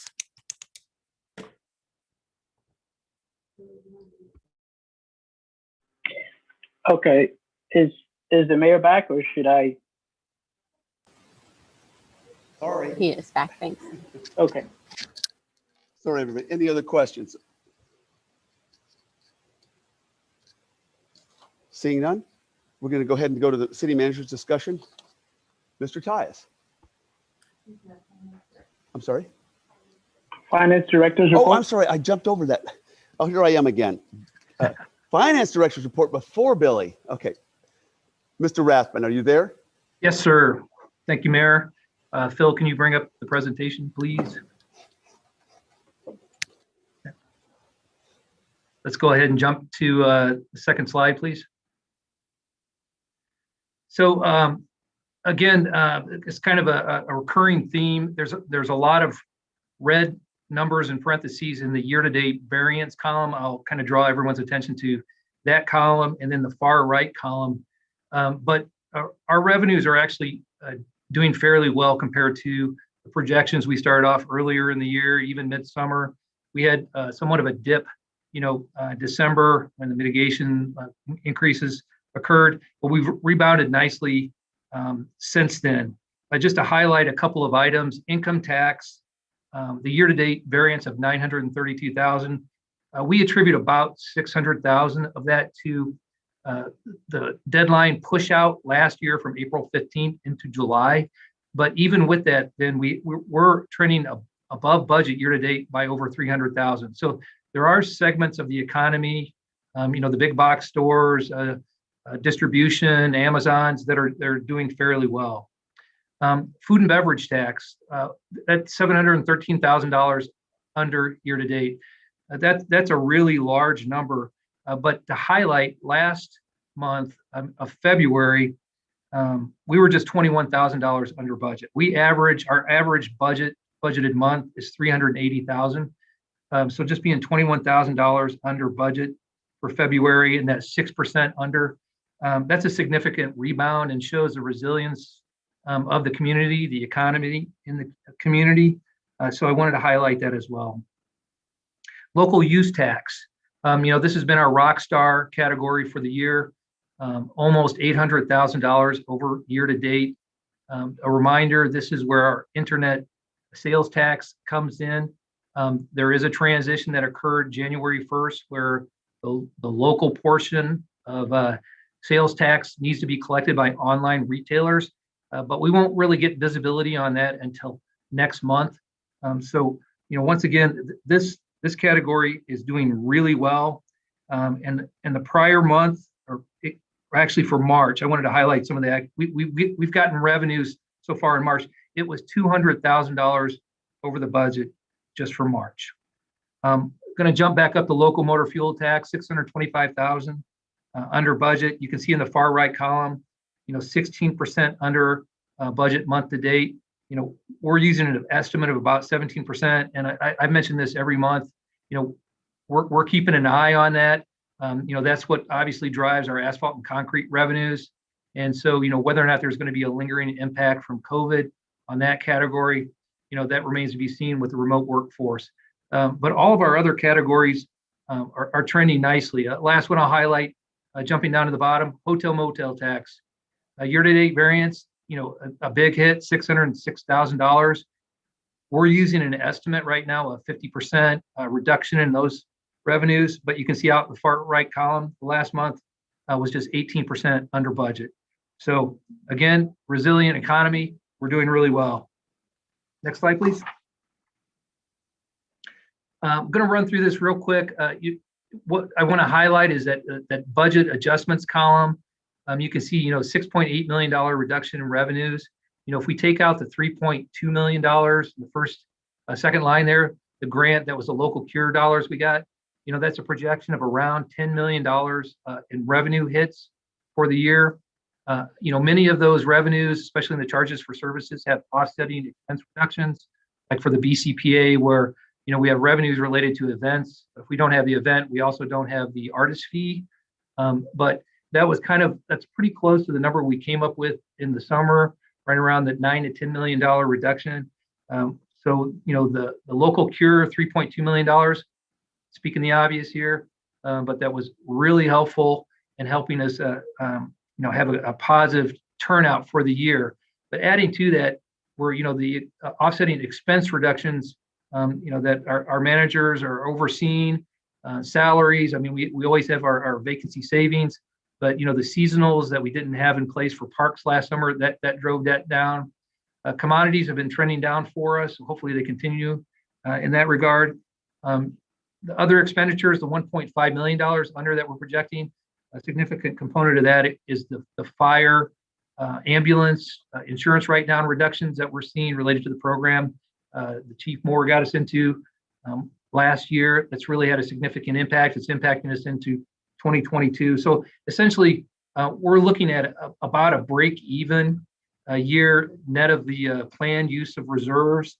And right now, we're looking at any excess surplus and pushing that back into some of the expense reductions that we included in our projection, our adjustments during the summer, and most specifically related to cash for equipment. So as the equipment's coming forward to council, we're classifying that as being purchased with cash to maintain that strategic goal of ours to wean ourselves off that capital lease. Next slide, please. Not a lot of communication here related to our enterprise funds. I always point out the revenue trend line. We're 10 months into the year. For our enterprise funds, revenue should be tracking really close to that trend. 10 months out of 12 is 83%. So we're hovering right around those percentages. On our general fund revenues, I forgot to mention this. Even though we're 10 months into the year, some revenues lag by 2 months. So we don't have final revenues for the entire general fund until June. But right now, revenues for enterprise funds are on track and doing well. They have not been impacted by COVID. Next slide, please.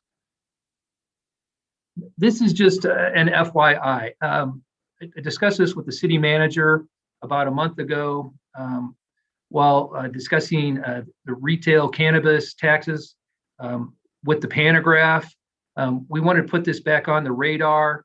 This is a snippet from the council memo from way back in 2019 when the dispensary was approved. And I'll just kind of draw your attention to the financial impact in that last sentence. It says any portion of the up to 3% occupation tax revenue will not be spent until the city council gives direction on any restrictions they would like to see on the added tax dollars. So not really bringing this up for discussion, just to get it on council's radar that with the dispensary going online in January, we're going to start getting visibility on those revenues next month. Just kind of a preparation for future discussion related to that. And then a couple other just real quick general announcements. Utility billing conversion that was on our radar, on our schedule for the past week and a half. I'm using radar way too much now. That is going very well, considering we had 30,000 accounts to convert from a legacy system. We did have one twist here that I want to make the community aware of. We're putting this on the website and using social media. The access to register online and to make electronic payments will not be available until we actually run our first set of bills for the community. This was something that we became aware of with our one of our software vendors today. At this point, I would just encourage the community to look at our website, look at our social media for updates on that.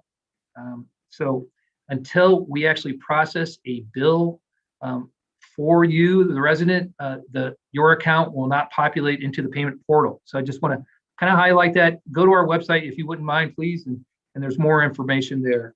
And then I just will make one last comment about the American Rescue Plan. The mayor mentioned the $13.95 million. There's a lot of question marks related to this. As of now, staff, we're going to be attending seminars, looking for additional guidance on this. How we can request those dollars. The categories that have been indicated currently to me are very vague and very broad.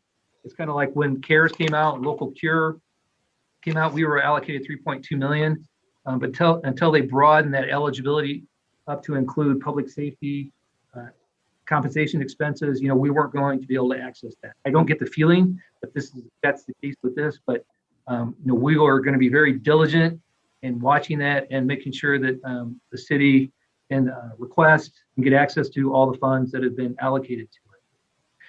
And that is it for the evening. Any questions or comments are welcome. Questions of Mr. Rathman. Councilmember Bolin. Yeah, I have just two questions. The first one is about utilities. It appears to be very low. And since pensions are tied to that, what's going on there? That's our good old friend, telecom. Telecom was way under, so good catch. Should have commented on that. So that will be something, I'm planning next year when we have more visibility on the statewide consolidation. We're going to have to take a fresh look at how we fund those pensions with the utility tax revenues versus the levy, et cetera, because we are losing ground with that telecom. Statewide, it's losing ground. It's that migration away from landlines and the way that cell phones are packaged and structured. We're losing out on that tax. Okay. And the other question is, I pay my water bill online, but not direct pay, and I usually get an email. So do I have to wait for the email, or should I just go online on the website and try to process that way? No, this is one of we tried to clarify this, but we know we're going to get a lot of questions. But everyone that was paperless, everyone that was set up for recurring payments is going to have to re-register. The twist that we learned today was that our residents cannot re-register. You cannot go online until you receive until we process your first bill. And really the only way you're going to know, a lot of people know when their bills are processed. So if you know your bill is processed on a certain day, you're going to be able to call in and confirm that, get your account number and go online, or you can wait for your first paper bill to be received in the mail and then go online and sign up for paperless, register for auto pay, do all of those things. So the one twist that we found out today was that we have to wait until a bill is produced in Munis, and then it will populate the payment portal, that piece of software, with the information. Oh dear, my bill is due. My bill is due on the 5th of April. I guess I'll have to have the extension or something. Well, we did take into account, a 30,000 account conversion, bringing in Invoice Cloud, which was the new payment portal, adding in some bells and whistles at the kind of the 11th hour on the conversion. We are not going to assess penalties through April 30th, and we put that on the notices and the inserts as well to try to give the community some comfort in knowing, if there's a delay in the process or anything like that, we're not going to penalize, because we understand, some of it's on us, and it's going to take a while for this information to filter out and for everyone to get their arms around the new process. Believe me, it's going to be better on the other side. There's going to be a lot more options for communications, a lot more options for payment. It's just it's a super big change in this one component. We understood it one way, software providers understood it a different way, and it was kind of like a 12th hour information. But we've already updated the website with it. We're dealing with administration and pushing it out on social media. I think it was going to go out this evening, so we're trying to communicate that as best we can. We've updated the message on the queue with it and everything. Okay. But Councilmember Bowl and others similarly situated are fine, so that's cool. I just wanted to clarify that. Of course. Thank you. Sure, Councilmember Matthey. Scott, don't stress about the conversion. I've told everybody, if you guys have it figured out by next Monday, you're still doing pretty good in my book. So this is a massive undertaking with a ton of hours, and I know everybody's working hard. Don't stress it. We'll get there. Every project I've ever seen of this scale always has delays in it. I thought you guys were being a little aggressive with your timetable to start with. So yeah. You know, Well, if cool. you don't have it sorted out by the next time we have a council meeting, then maybe there's a conversation. But you know, that gives you 3 weeks, I think, at this point. That's right. Well, oh, sorry. No, that was the other thing I was going to say is the telecom tax thing. Just for the public to understand why this is becoming an issue is if anybody looks at your cell phone bill, you'll notice that your phone portion of the bill is teeny tiny and your data is all the bill now. And that's how the telecoms have gotten around this. And that's why we're going to have to figure something out, is because data is not taxable the same way as telephone service is considered a utility. That's the difference. And that was the loophole that's been exploited. And that's why we're going to have a fun conversation sometime this fall before we get into the next budget cycle. So that'll be late summer. We'll start early on that. I appreciate you saying that. I'm the kind of person that does stress about things. And I've had a couple of people, including a deputy city manager, tell me to relax a little bit, that a 30,000 count conversion, we had people working over the weekend. So I want to give a shout out to,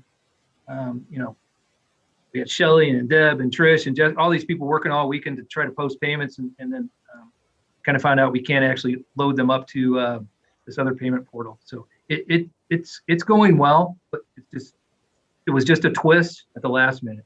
Cool. Thank you for that. And then I also appreciate, don't stress, dude. Appreciate the way you put into context the telecom too. Cool. I Thanks. didn't want to say it quite like that, but yes, thank you. Thank you.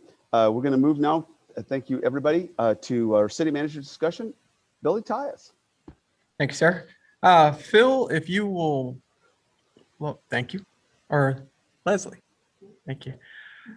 First thing we spoke to earlier is related to outdoor dining, again, ramping up on April 1st. Applications are going to be available through this clerk's office. And, if last year is any indication, things will go very, very smoothly. We were happy with the way things went last year. Next slide, please. April 1st, Friday, is going to be April 2nd from 5 to 8 p.m. And actually, what you'll see is that there'll be a golden egg hidden inside each store containing a prize. And customers can experience downtown after hours during this fun Easter First Friday event. This makes me smile because I'm a lover of the Willy Wonka movie. So it makes me so excited. And finally, it is Friday rather than Fur Day. Yeah, there you go. And then next slide, please. Farmers Market is moving back to the square on April 3rd and 17th for a spring fever market. Shop with your favorite vendors from 9 a.m. to 12 p.m. And I know people will be excited to get back on the square once again. And finally, the last thing I have is that I just think it's worth speaking to what happened tonight and how you all did a lot of really big things tonight. As a council, really big projects got moved forward, really big items that have been sort of concerns move forward as well. So proud of the team that brought that forward. Thankful to you for allowing us to move these things. There was an item on the consent agenda related to the State Farm building. I don't know if you guys remember, and ladies remember, a couple of years ago where there was concern about the future of that building. Well, a lot of that was brought to resolution today, where the building was designated as a local landmark in the historic district.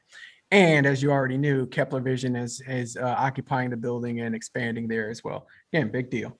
The fire contract we spoke to, big and exciting thing, big deal. And then O'Neill Pool, obviously. And so I don't think we always take time to recognize the scope of some of the things that you do as a council and mayor, and that the staff brings forward as well. So I just think it's worth mentioning publicly. Thank you. That's all I got. Thank you, Billy. Appreciate that. And just I think at some point you had mentioned earlier that you thought that last summer that things went well with outdoor dining. I think that's an understatement. It did, given the changes that we had, that went phenomenally well. And I can't tell you how many times I've had people just praise the city of Bloomington for the innovation, the being on top of everything to make sure that in spite of COVID, that we had a very prosperous and attractive downtown, and downtown became even more of a destination than many people had realized. So thank you all for that. I do want to urge everyone, as soon as you are eligible, please get vaccinated. Please get vaccinated with the COVID situation, because we really, obviously, we don't want to go back. We don't want to, we're not going to be in Miami Beach, but we don't want to go down that path. The only other thing that I wanted to say very, very quickly is this is the last meeting that we're going to have before the elections for council and for mayor. And so when we meet again, I'll be talking about the transition, but I do want to say that regardless of who wins the election of the 3 mayoral candidates, I certainly, will try to do anything and everything that I can, and certainly work with Tim Gleason, Billy Tyus, our clerk, to make sure, and the council, to make sure that things are as smooth as possible in the transition. And no matter who is elected, obviously there's a learning curve. So we want to make sure that as much as possible, there are no bumps or glitches as we go forward. And other than that, are there any comments from council members? If you want to raise your hands. Councilmember Bray. Yes, thank you, Mayor, and thank you for bringing up the upcoming election. I just wanted to remind everyone to get out, show your support for your community. It's an incredible right to vote, so exercise that right. This week is early voting. We'll, I think, conclude. Somebody clean me up here. I was looking at the schedule. I think it ends on Friday. So take that lunch break, go early vote. I would be remiss if I did not mention that there are several sitting on council now who are up for election. So please consider carefully your votes.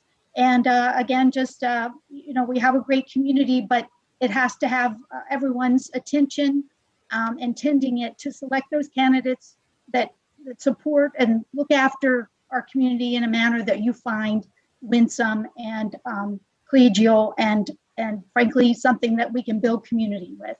Thank you. Thank you. That's great points. Thank you, Councilmember Bray, for that. We've had, in Bloomington 12 years ago, between myself and former Mayor Stockton, we had just a few votes separating the two of us. We had a mayoral election in Normal 4 years ago. There were only 11 votes. We had a county board election in 2012 that was decided by 2 votes. So it's really important to get out and vote. Thank you so much, Kim. At this point, Councilmember Ward.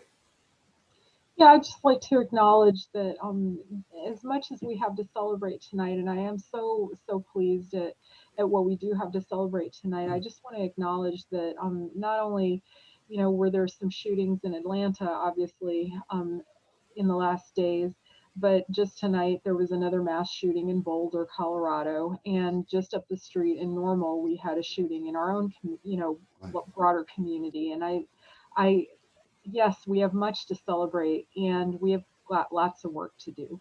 So let us commit ourselves in honor of those people to doing that work. Thank you very much, Molly. Thank you for, as usual, your words of wisdom. At this point, I'm looking for a motion to adjourn. Moved by Councilmember Boland very enthusiastically. And I think I saw Councilmember Painter. Was that correct? Did I see your hand? Second by Councilmember Painter. All in favor signify by saying aye. Aye. Aye. We are adjourned. Thank you all so much, and congratulations to all of you and our staff. Good evening.